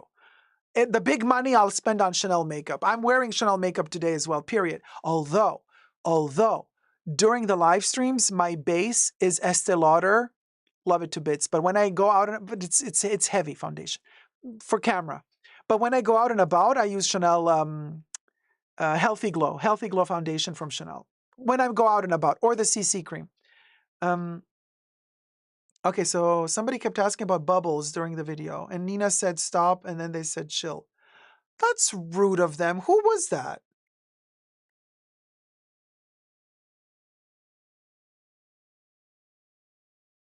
$1 million side biz girl. How does Livestream decide to make comments to subscribers? What do you mean? How does Livestream decide to make? Nani should be lucky for all the comments. Chill. What are you guys are talking about? No, please no fighting in the chats. Hi Nata Dida. Right under Holy Grace comment before mine. Oh, right under Holy Grace comment before mine. Hi Nata Dida. Hello everyone. Hello Dacob. I'm sorry I'm late. So wanted to catch the live, but I had a terrible night. Oh, I'm so sorry, Nata Dida. I hope you're better now. Oh boy. Uh yeah.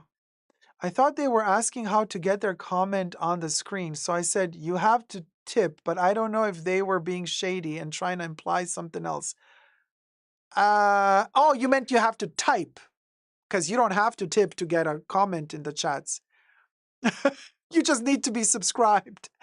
Fanix RZ, hello from Barcelona. Hello, Barcelona. ¿Qué tal? Plush Thumper says, but I said it was killing the vibe, like arguing in the chat. Ah, thank you, Plush Thumpers. Okay, yeah. Clear Bear says, oh, no notification. How long we've been on? We've been on for 3 hours and 12 minutes, Clear Bear. But yeah, so yeah, don't, you don't need to tip to chat.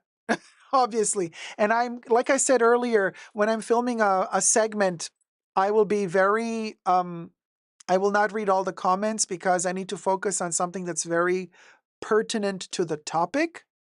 And then now when we're in between filming segments, now we can like catch up with the chats and stuff. So hi, Visual Vivitch. Hello from Austria. Too late, but oh well. 9:20 a.m. here. Well, good morning, sweetie. Oh, Natadita, thank you so much. Natadita Odeko, my son subscribed the bunker yesterday. We'll go. Well, we'll go. Thank you so much for subscribing. Deborah C says, what about my brainwave? Guys, I just thought of something. 2 stripes into the V. Virginie Viard is 2 V's. It's a new label, Vogue launch. Oh, Deborah. You might be onto something. Maybe she's promoting her own brand with the VV. Hi, Carme. Hi from Mallorca or Majorca. Hi, Carme. Hello, sweetie. Deborah, that could be something. VV for Virginie Viard. That could be, you might be onto something. Jedi Monkey says, gonna have to rewatch later. I'm like, hi, Jedi Monkey. Oh, wait, let me scroll up slowly. It's just a little bit, Nina. And they were asking how did Bubbles get to write the comments? She writes funny things and maybe the newcomers don't know how it works. Oh, yes, Nina. I think that's what happened. Well, all good. We cleared it all up. No worries, guys. All good. So, yeah, but Holly says, I really don't think Virginie Viard would start her own brand. She doesn't like the spotlight. But like, do you need to be in the spotlight to have a brand? Look, Marta Margiela was never in the spotlight. He was always hiding his identity, and he did really well for himself. Not giving interviews, not taking any photos. Like, I don't think you have to be, like, extremely in the spotlight these days to have a brand. You could be, like, low-key on the down low. Everybody knows her and respects her, you know? I mean, we don't know. We're just speculating here. But Deb, I think it's a great idea. But we won't know until it's officially announced. But I would love it. I just don't think that she just, like 6 months after she quit Chanel, she's like, oh, guys, here's my new brand. I think it takes longer than like 6 to 10 months. I think you need like, I don't know, 2 years at least if you're going to start your own brand. But you never know. Maybe she was secretly already working on her own brand, although I don't think she had time for that. Well, she was working for Chanel, doing 10 collections a year, at least. Not CCN. Oh my God. Hello, everyone. So happy to catch this live today. Hi, sweetie. It would bring spotlight whether in front of brand is wait. It would bring spotlight whether she wants it or not. I don't know. I don't see it. Yeah. Well, whatever. Bringing spotlight is fine. She doesn't have to give interviews. I think a new age of people in front of brands is coming. People are getting old. That as well. Yeah. Yeah. Yeah, team effort. The US Chanel website will let me put Sycamore Parfum in my cart. Because they have a few still left. Um, not all of them. Like Sycamore is still available. I think Coromandel might still be available. 1932, I think, was available the other day when I checked. But like they don't have any more. Like the others are sold out. Cuir de Russie is sold out. Gardenia is sold out. Like those, like the best sellers are sold out, I think. I think Phoenix Mom, it would have to be more affordable. Are you kidding me? She's not going to charge you Chanel prices for her own brand. It's not like she's like Phoebe Philo being like, hey, bitches, I'm starting my own brand. A bag is $20,000. No, I think she would be more reasonable with the pricing. Yeah, I mean, if Virginie Viard starts her own brand, I don't think she's going to charge you $6,000 for a jacket. I really don't see that. I really don't see that. Cinnamon Roll says, you said it. 2 years, I think, says Kelly Carrick. Right around 2 years. Deborah says, yes, gradual. But maybe be limited, like ready to wear online only. That would be modern. Yeah, others have done that as well to start a collection. But also, designers have hinted at their own upcoming labels by like just what Deborah just noticed. Like, let's say Virginie Viard is hinting that she's going to start her own label. So what she does is she designed a little item for herself and is just casually having it there laying on her lap. Coco Chanel used to do that too. Before number 5 was launched, she was already spritzing the rooms and bars and restaurants with it, and gifting it to some people without saying what it is. Other designers also do it. They kind of start wearing something secretly, but like in public without saying what it is to see how people react to it as well. You know what I'm saying? We almost have 300 people watching and only 212 likes. Let's get to at least 250 likes, you guys. Sum up the live stream. Thank you so much. High-end sportswear ready to wear is very now. Yeah, it is very now. And this is also why Stella McCartney, I think, works very well. And why 3? Yoji Yamamoto's line with Adidas, chef's kiss. Super duper quality. It also goes on sale twice a year. Not overpriced, you guys. I wear Y3 a lot. If Y3 and Adidas want to sponsor me, I'm open. That's something I would love to do because I wear Y3 all the time.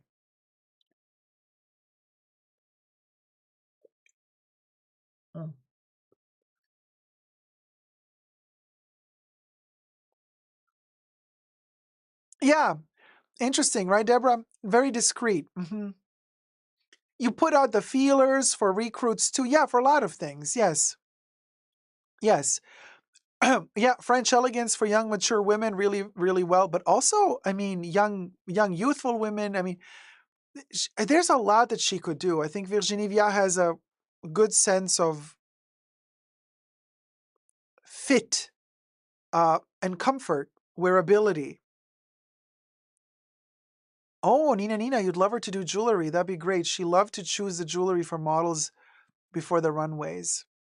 Oh, young adults. Okay, I see. It's very interesting. And I think there's a possibility here. I mean, she looks super in shape. She looks fresh. She looks youthful to me. She doesn't look exhausted anymore. She looks chirpy. Like she looks full of vitality. Like she looks like somebody who still has a lot to say in the fashion world. Why not? I would love her to start a fashion brand. I mean, oh, Jedi Monkey, did she? Kim partnered with Nike and their stock price went up. When is the world finally going to stop with the Kardashians? It's so annoying. She's very French chic, yeah. Biggest partnership since Michael Jordan, says Jedi Monkey. Seriously. Insane. Emotion Engine says Virginie needs to do menswear. I know she'd be good at it. Women are better at menswear. She looks vital and has so much talent. Yeah, Kelly Carrick, I agree. And just the vibe she was giving off at the show, and I saw the little video snippet and how she's talking to Anna Wintour, and also what is nice about it, she was talking to her like her equal. She wasn't a hungry designer, looking to suck up to Virginie Viard, to Anna Wintour. You know how you notice it when people are like, you know, she was not that at all. She was just like, oh yeah, I'll write you later. It's better now. I have your number. Like they knew each other for 30 years. She talked to her super chill. And that's a vibe. That's a vibe to be able to give Anna Wintour that, equal level. Um, yeah. Yeah, that was the energy between them. There was like no Anna was not giving me the vibes like she's like above her. It was very, very equal, the energy that they were giving each other. Yeah, Gloria also felt she looked relaxed, the weight lifted off her shoulders. Totally that vibe. Uh, yeah, respect is the element missing from the Baconada situation. And Deborah, and this is the thing, which I believe of course, allegedly, and we're just speculating here because we're not flies on the walls inside of those offices at the CEO level of Chanel. But if I'm listening, and I am listening to all the people sending me intel, information, that work for Chanel or worked for Chanel and quit, um, or were fired, it's ugh, not a good situation at the moment, allegedly. Like people are not happy there. And if people are not happy, as much as the CEOs don't want to admit it, it's not like I'm like, maybe it is the CEO's fault. Maybe the CEO, as much as they're trying to say that they're doing everything amazing, that they're perpetrating an incredible work ethic, supportive of all their workers, blah, blah, blah. Sure. But then why are your workers not happy? Why are you saying that you're empowering women, Miss Lena Nair, Mrs.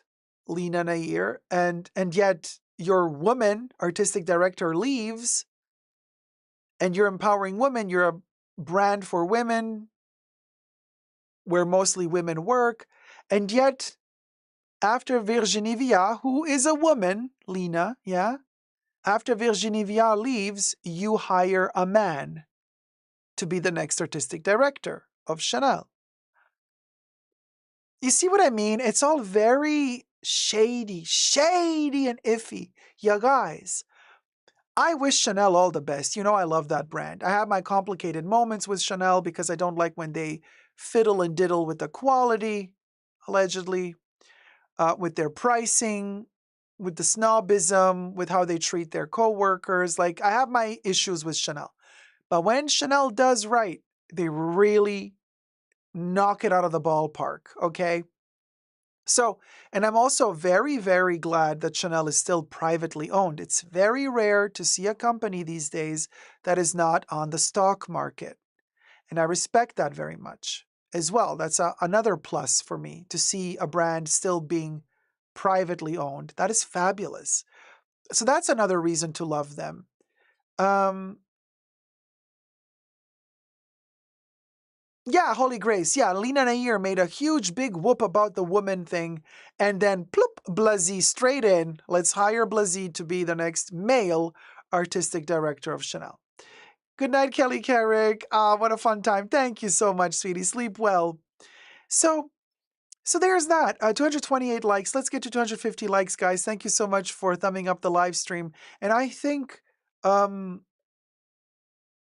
that something from all the intel that I've gathered in all these months, something seems to be off at Chanel with how they're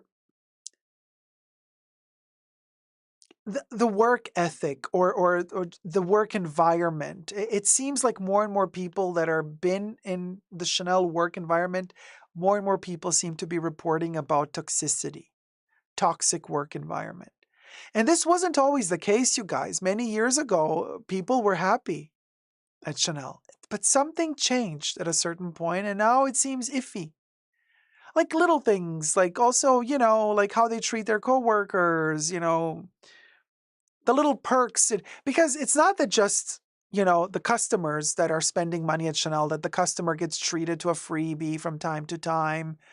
Also, the workers got treated to extra perks and freebies, extra sales, and, you know, things that you get for free from the brand to try out, also to experiment with, especially if you're working in the beauty segment. Like, they would give you the new cream that is launching so that you get to try it out and test it so that you can better sell it to your audience as well. In some cases, they stop doing that. It's like, no, you're not going to get anything for free, or you're going to get minimal stuff for free as a perk if you work for us. It's like getting worse and worse. And this can be a sign of the times if they are losing money, if they're not selling as much as they did before, if the revenues are not as high as they were before. But then you got to prioritize.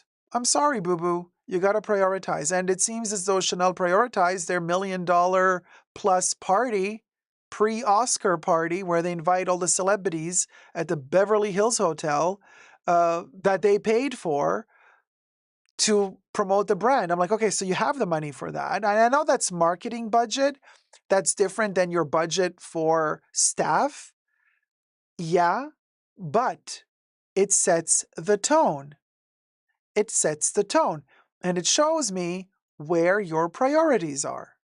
And if your priorities are throwing a party for millionaire celebrities in Beverly Hills before the Oscars, if that's your priority rather than keeping 70 employees that you fired in America, and if that's your priority rather than, giving your workers a proper raise at the end of the year, if they did really well in terms of sales, if that's your priority as opposed to actually giving the products to your sales associates to try out the products before they get to sell them, if you're slashing all of those extra perks and you're slashing jobs, but your priority still remains the $1 million plus allegedly party in Beverly Hills pre-Oscar night, well then, thank you for letting us know your priorities. Okay, so we will react accordingly. What are you going to do? You don't just leave a brand like that. Don't forget that Virginie Viard worked for Chanel for over 30 years. Let that sink in. So you've been at the brand for 30 years, first under the guidance of Karl Lagerfeld, and then you took over when he passed. You don't just get fired after 30 years. I believe you leave because so many things have changed and you are not liking that change. And you're thinking that that change is not doing the brand any good. That's what I think happened, but that's just my speculation. Who am I? Nobody.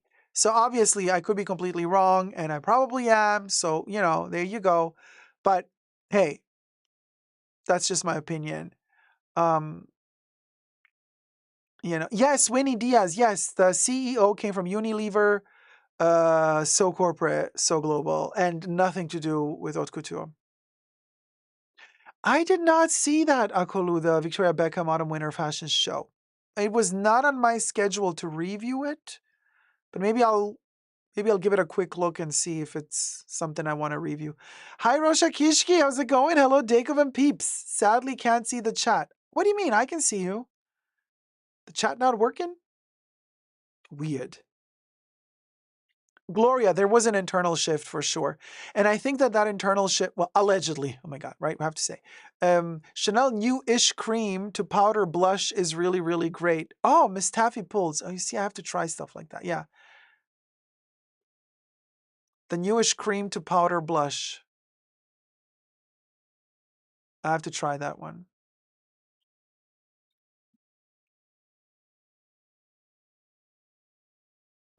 Melissa says, oh, the Baconator asking Virginie Viard to Deliveroo, Meg Chanel. But that's the vibe. I think this is what we were analyzing back then when she left or when they parted ways is we were thinking, yeah, was she like having the impression that they're pushing her to do more and more and more collections, like watering down the quality of Chanel? Because obviously Chanel used to have, two Pret-a-Porter collections a year, two haute couture collections a year, and from time to time they had a cruise collection. So it was 5 collections a year. Now they have 10 or 11 collections a year. That's almost 1 collection every month. That's a lot. Of course you're going to be drained after a couple of years of doing that. That's insane. Winnie says, refresh the live stream. I had the same problem with the chat not popping up. Has anyone tried Victoria Beckham makeup? I have not. Rosha says, I only see my messages talking to myself. Oh no, try refreshing, Rosha. Try refreshing. And let's get to touch of 50 likes. That was heartbreaking the way they treated her. And all the baboons making videos, reels, roasting her are horrible. Yeah, I thought that was really rude. And again, that just shows you social media. Now, we had our fair share of criticisms towards Virginie at Chanel. When she did great stuff at Chanel, not only did I say during those reviews of those fashion shows, oh, this looks really nice. This looks really nice. Not only did I say that, but I would also buy that. I have quite a few pieces from the Virginie Viard for Chanel Pret-a-Porter collections, more clothes that I've purchased from her at Chanel than Carl at Chanel, which is saying something. So, practice what you preach. Those people that are throwing shade at her, blah, blah, blah, did they buy anything? Did they buy anything ever? Or did they get everything for free anyway? Influences. I bought the stuff. I bought the Virginie Viard for Chanel clothes because it was fabulous when I liked it. When I didn't like it, I said, I don't like this for this and this reason. When I liked it, I said, I like this for this and this reason, and I'm going to buy it if it has a big enough size for me. If she doesn't make a big enough size for me, but I still like it, I'm still going to say I like it, but I'm not going to buy it. But after she left Chanel, a lot of people really made terrible, nasty comments about her. They made fun of her. And I thought that was disgusting. Disgusting. Seriously. Because she deserves better. She really does. That's just my opinion. And yeah, we made fun of the bibs. She's obsessed with bibs. But whatever. I still love her. So here's the thing. Those people that had no nice words to spare about her leaving, that were saying like, good riddance, she's gone, haha. I'm like, okay, now I know, you've shown your true colors. You've been sucking up to Chanel to be invited to their fashion shows, to be gifted their PR packages, yeah? And the second she's gone, she was shit all the time. But you were accepting all those PR packages with her designs while she was at Chanel, and you were very happy to show them off on your Instagram account, on your social media accounts, acting like you're important because you get the stuff from Chanel. But the second she leaves, you're acting like you were disgusted all this time. The double standards, you guys, the fashion world, it just has no morality. Very fickle, especially the fashion industry. May, how's it going? During the interview, the fact that the CEO seemed completely out of touch with the realities of her customers, quality problems, out of control prices, poor customer service in the boutiques, says a lot about the social climate for Chanel employees. Thank you, May. That's what I was thinking as well. And whenever Lena Nair does give an interview, it always feels like she's only giving an interview because she's within a controlled environment, almost where it feels like nobody's going to ask freely the questions that they want to ask. Everything seems to be prefabricated to promote her and the brand. Otherwise, feels like she wouldn't even do the interview. So, very, very meh, very lackluster, very corporate, manipulative. I haven't seen one single interview with Lena Nair where I thought, oh, she's coming off as authentic. She has her bullet points they told her to repeat, which she repeats like a good little soldier. and she repeats the bullet points every time they tell her, okay, say this about Chanel, say that. You got to reach this point, that point. She does that in every interview. She says the same stuff. She changes some details, like when she tries to say that her dress is handmade, even though sometimes the dress that she's wearing is not haute couture, but prêt-à-porter, so it's not handmade. And then she decides one time, she says, what? 200 beautiful hours of hand labor went into making this dress. And then the next interview, 300 beautiful hours of hand labor went into making this beautiful dress. My girl, shut up. If you don't know what you're talking about, then zip it. Talk about soaps and Vaseline, because that's the only thing you seem, to still know something about. Although I don't even know if you know much about Vaseline and soap at Unilever, because you, at the end of the day, you weren't manufacturing them, you were not working in the factories, you were in HR. And then in interviews, she says, as an HR person, I had hundreds of thousands of people working under me. I knew everyone's name.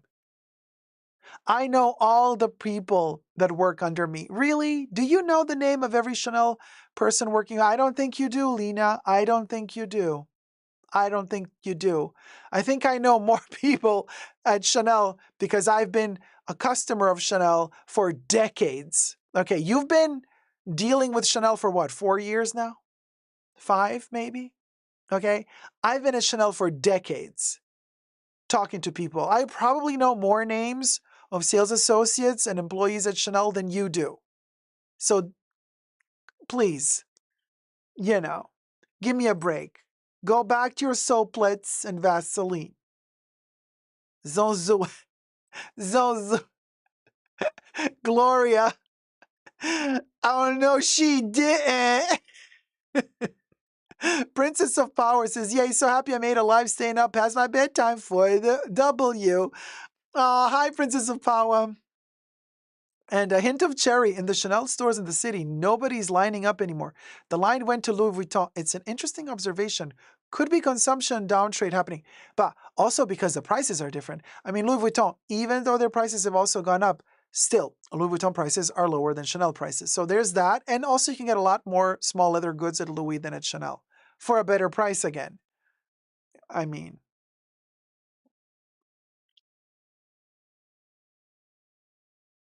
yeah.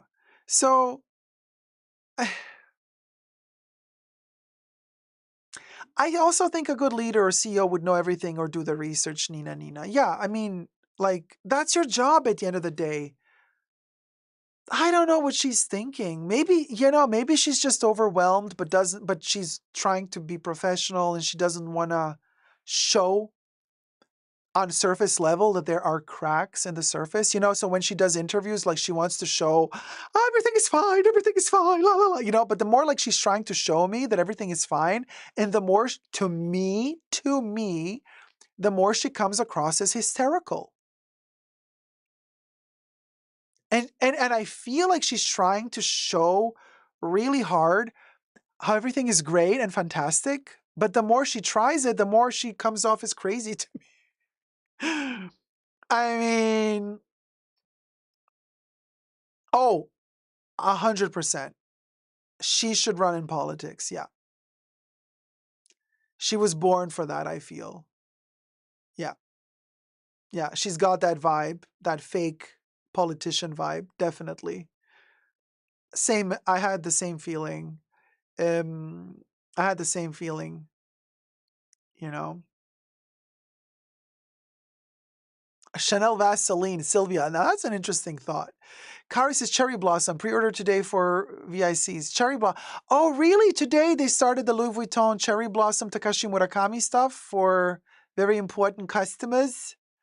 Did you order something? I'm not going to give Bernard Arnault money at the moment. I'm upset with him. I don't want to give him money. Thank you. As Anija would say, now go home. I'm here chilling. I'm not going to give you no more money. You can give me 2K a week or more. And I'm It's none not of your saying business. anything Now go anymore. home. Now go home.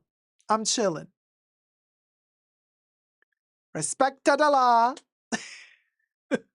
Hashtag respect to the law. And there you go. And hashtag yeah.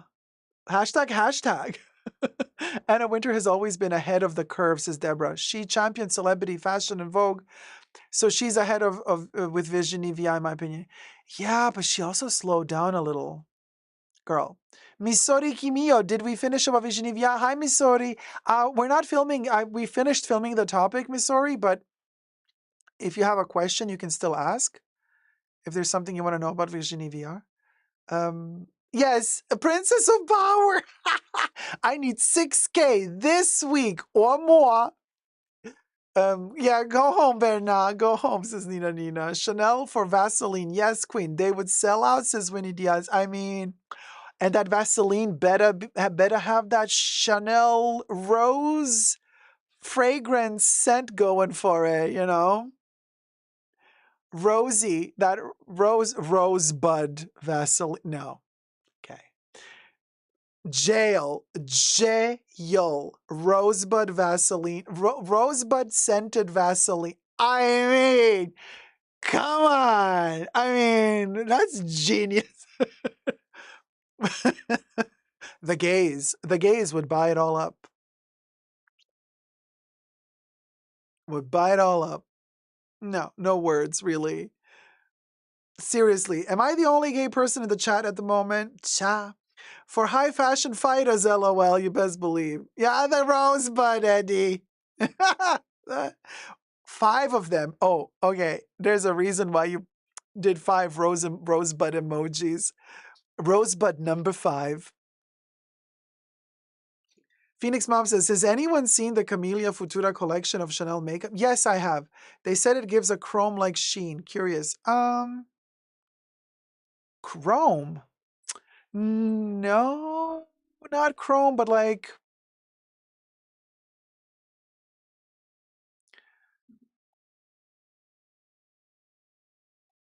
No, chrome would be a little bit too compact. It gave like like a metallic-y finish, but I wouldn't say chrome because chrome is very covering. It's a little bit more sheer. Shimmer. Yeah, very fine shimmer. Yeah, Miss Taffy, yeah. Leanne Carter says, well, I know what a rosebud is. Right, but would you use it? Would you buy it if the advertisement was Chanel number 5 Rosebud Vaseline? You see what I'm saying? See what I'm saying? Chanel is missing an opportunity. Rosebud number 5, baby. Right, Edie? Yeah. Yeah. The commercial for the Rosebud would be interesting. Who would be the ambassador?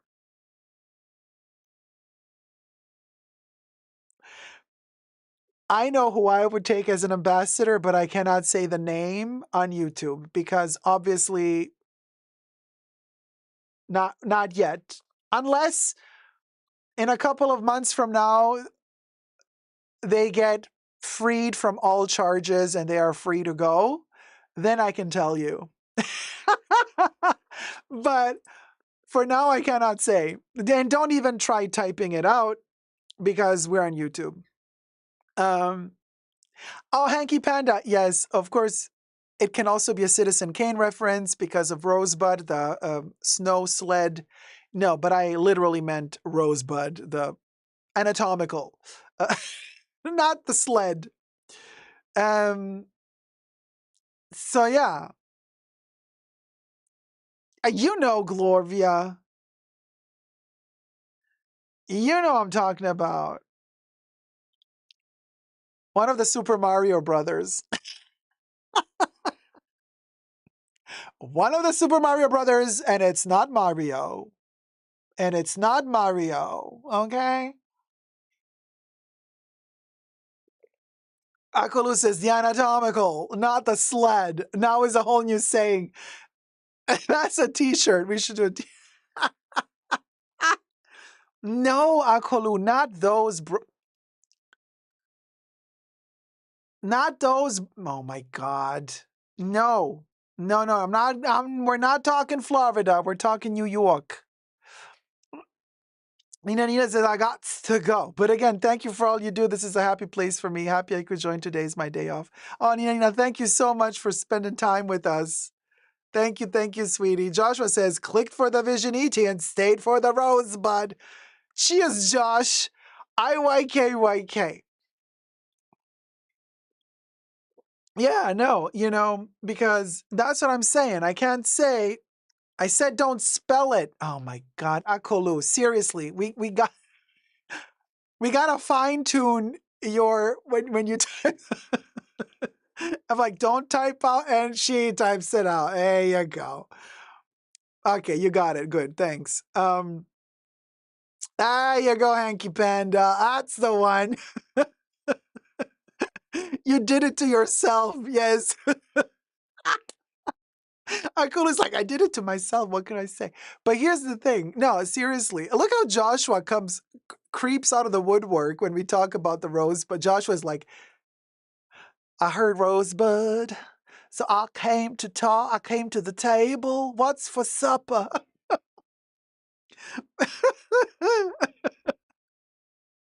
No words. I have no words. Anyway, so it's been a minute. It's been a minute, almost 4 hours, you guys, before we start singing. Thank you to the mods. I hope you had fun today. And because today is also our first day of doing St. Patrick's Day, we have all of these gold coins here. So who has the extra special luck this week? We're going to pick out one of the tokens. There's quite a few in there. We collected quite a few. Last chance if you want to get a token into the treasure chest. You can tip your host here. Thank you. And then if anybody else wants to join, and then we're gonna pick one out. And actually, if you're still with us in the chats when your name is called, we can also do an extra little treat. You can ask a question to Mr. Predicto. Yes, we have Mr. Predicto. Hashtag not sponsored. But I also have Mr. Predicto. It's the all-seeing Mr. Predicto. We ask him a question to which we get answer yes or no. And then I ask the question and then Dicto gives an answer. Yes. So we can do that as well. So if anybody wishes to send a tippy, thank you. Otherwise, okay, let's do this.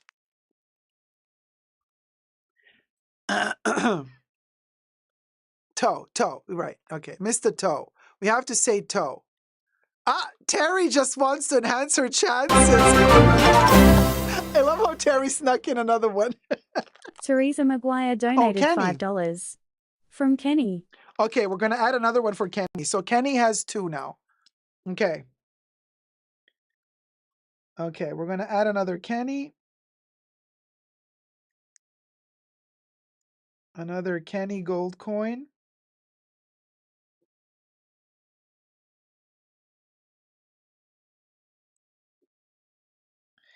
All right, wrote it down. We're adding another Kenny to the treasure chest, you guys. And, oh, Adriana just jumped in as well. Oh, Adriana, thank you so much, sweetie. Let me add you also to the gold. Adriana ZD donated $50. Boo, I came in late. XOXO. Oh, well, better late than never.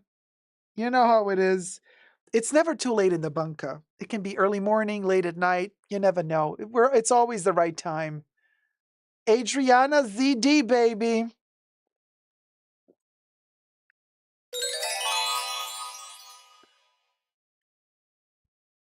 Okay, you guys. So, oh, 5 nothing. 5FT Nothing donated $15. From him indoors. Okay, wait. So from him indoors. So is this hubby? So should I put you on or hubby? You gotta let me know, Kaz. Hubby. Okay, gotcha.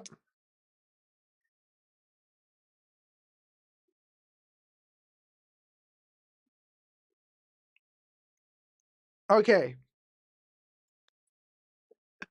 Hubby Kaz.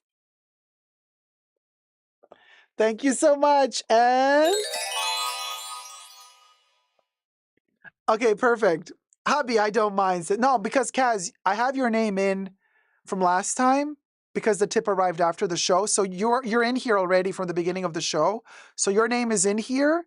And then now we also have hubby in here as well. And then Terry is in here as well. And Kenny, we have twice. Yes, Gloria says hubby's wanting on the action. Yeah, Adriana, you missed the Virginie Bibty, but you can rewatch it later. It's kind of juicy. It's kind of juicy.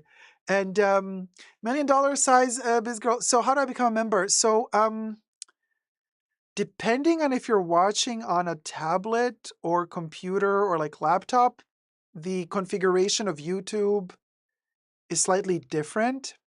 But under, like usually next to the next to the subscription button, there's a join button. And if you click on the join button, then it will guide you through how to become a member. You click on the join button. Yeah, and it's different on every, like it's also different if you're using Mozilla Firefox, Opera, or if you're using Chrome. You know what I mean? Like the layout can be different on YouTube depending on what you're using. Yeah. Okay. All right. I'm mixing. I'm not looking. I'm going to pull one out. Okay. I got one. Chan! Is Chan with us in the chat still? Chan, you got the special positivity energy. Good luck for the week. If you're with us, you can ask a question to Mr. Toe. Chan? Maybe, okay, so Chan left. Well, I'm gonna pull a second one then. We're gonna keep pulling until we get. Chan wins the extra good luck token. Okay. Yeah. So there's that. But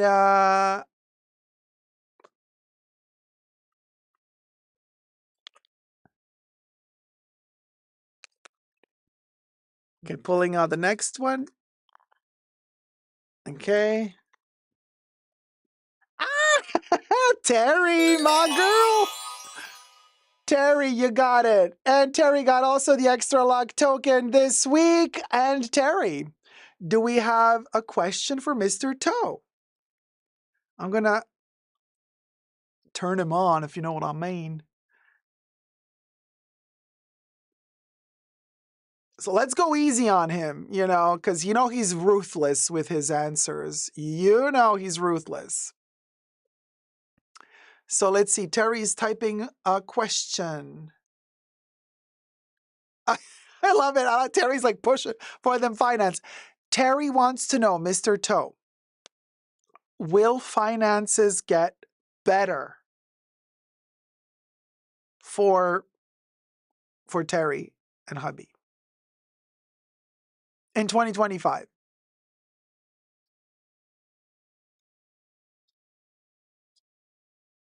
Cha. The answer is yes. Did you hear? Terry, did you hear? Did the microphone capture this? He said the answer is yes. Unequivocal. The answer is yes. Did you guys hear it? Toe said the answer is yes. Hi, Nectarine Man. I remember that crystal ball. Yes, you do, Nectarine Man. That is wonderful news, Terry. There you go, guys. Oh, man. I'm super, super glad we did this. Thank you guys so much. Oh, good. Gloria, you heard it? Okay. Yay! So we got good news, positivity. Chan is going to have a wonderful week. Extra positive, everybody is, but Chan extra positive. And Terry also extra positive. And Terry's going to have good finances with Kenny in 2025. Thank you, mods, for keeping us safe. Hit it, Bubbles. A special thanks to the mods in the fashion bunker. That's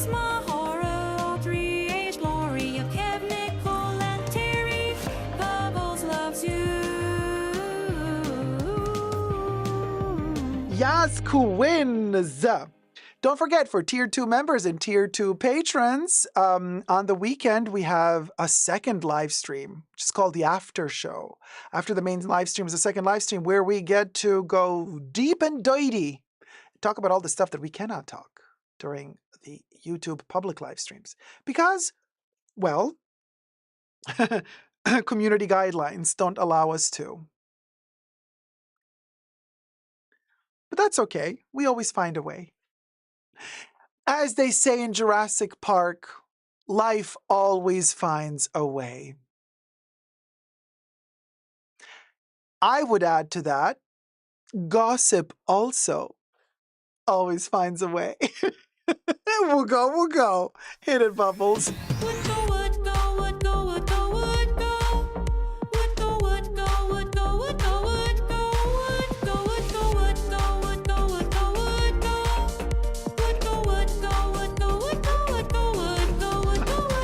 Chisme also always finds a way, for sure. I agree with you, Akulu, yeah. And that was we'll go. Oh my gosh, I forgot my, almost forgot because we're still here. But my co-host, the Birkin, are you going to talk to me this week, or do you still think I'm too Paul for you? Child.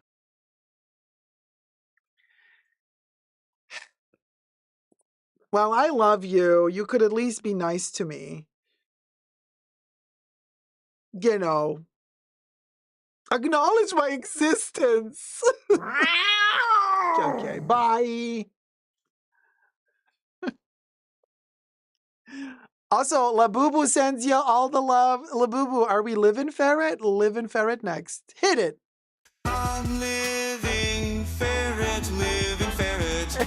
Yay. Living ferret, living ferret, living ferret, living ferret.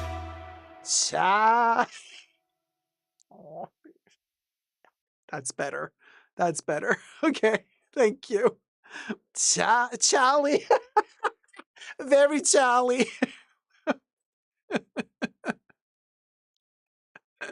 Birkin, don't be like Bubbles. I know, right, Phoenix Mom?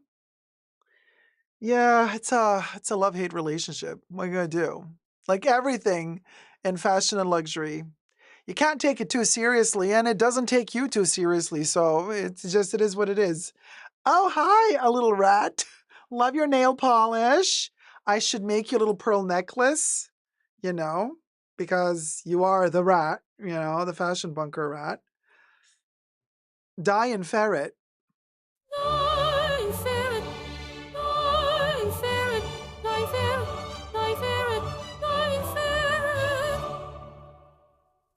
$8 million. $8 million wasted for a mutant. I mean, seriously. It was a boy and now it's a girl. We don't even know. No, it just wants 3 heads and how many tails? 4 tails or more. Now the rat wants 4 tails a week or more. Yes! Otherwise, it's not going to talk to me. Okay, we'll go. Listen, Linda. Where's Linda? Linda, tell the mouse where it's at. Listen, Linda. Listen, Linda. Listen, Linda. Listen, Linda. I can't with all these animals. This house has become a zoo. A prehistoric zoo, but a zoo nevertheless. So I say zoo better. And as we zoo better, we also have our obsessed moment. I am obsessed with this new little shrine of money gold coins. Oh, they're so gorgeous. Did I put back in the other 2 little ones? I think I did. Yeah, I did. Obsessed. I am obsessed. I am obsessed. I am obsessed. Oh.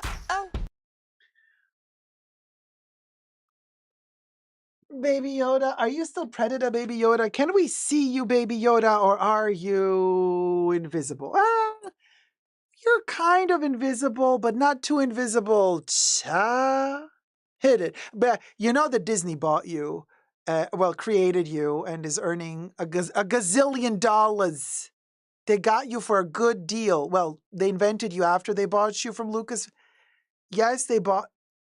I know it sounds. You are your own alien. Yeah, I know. They don't. How can they own you? Well, they own you. What are you gonna do? You want to free yourself? Well, you gotta. I don't know. That's gonna be difficult. What is you gonna do? Go to Congress to change the law? Good luck with with with Congress now. Okay. Okay. Cha. Ciao, ciao, ciao, ciao. Ciao, ciao, ciao, ciao. Ciao, ciao, ciao. Ciao. Run, run, run, run for the mountains, Baby Yoda. Well, this was our show. I hope you guys had fun. If you did, well, thumb up the video. Or if you just tuned in now, well, now is the time to just rewind and start all over again and begin the fun from scratch. Thank you guys so much for watching. Never give up on love, and I shall see you all in the next live stream.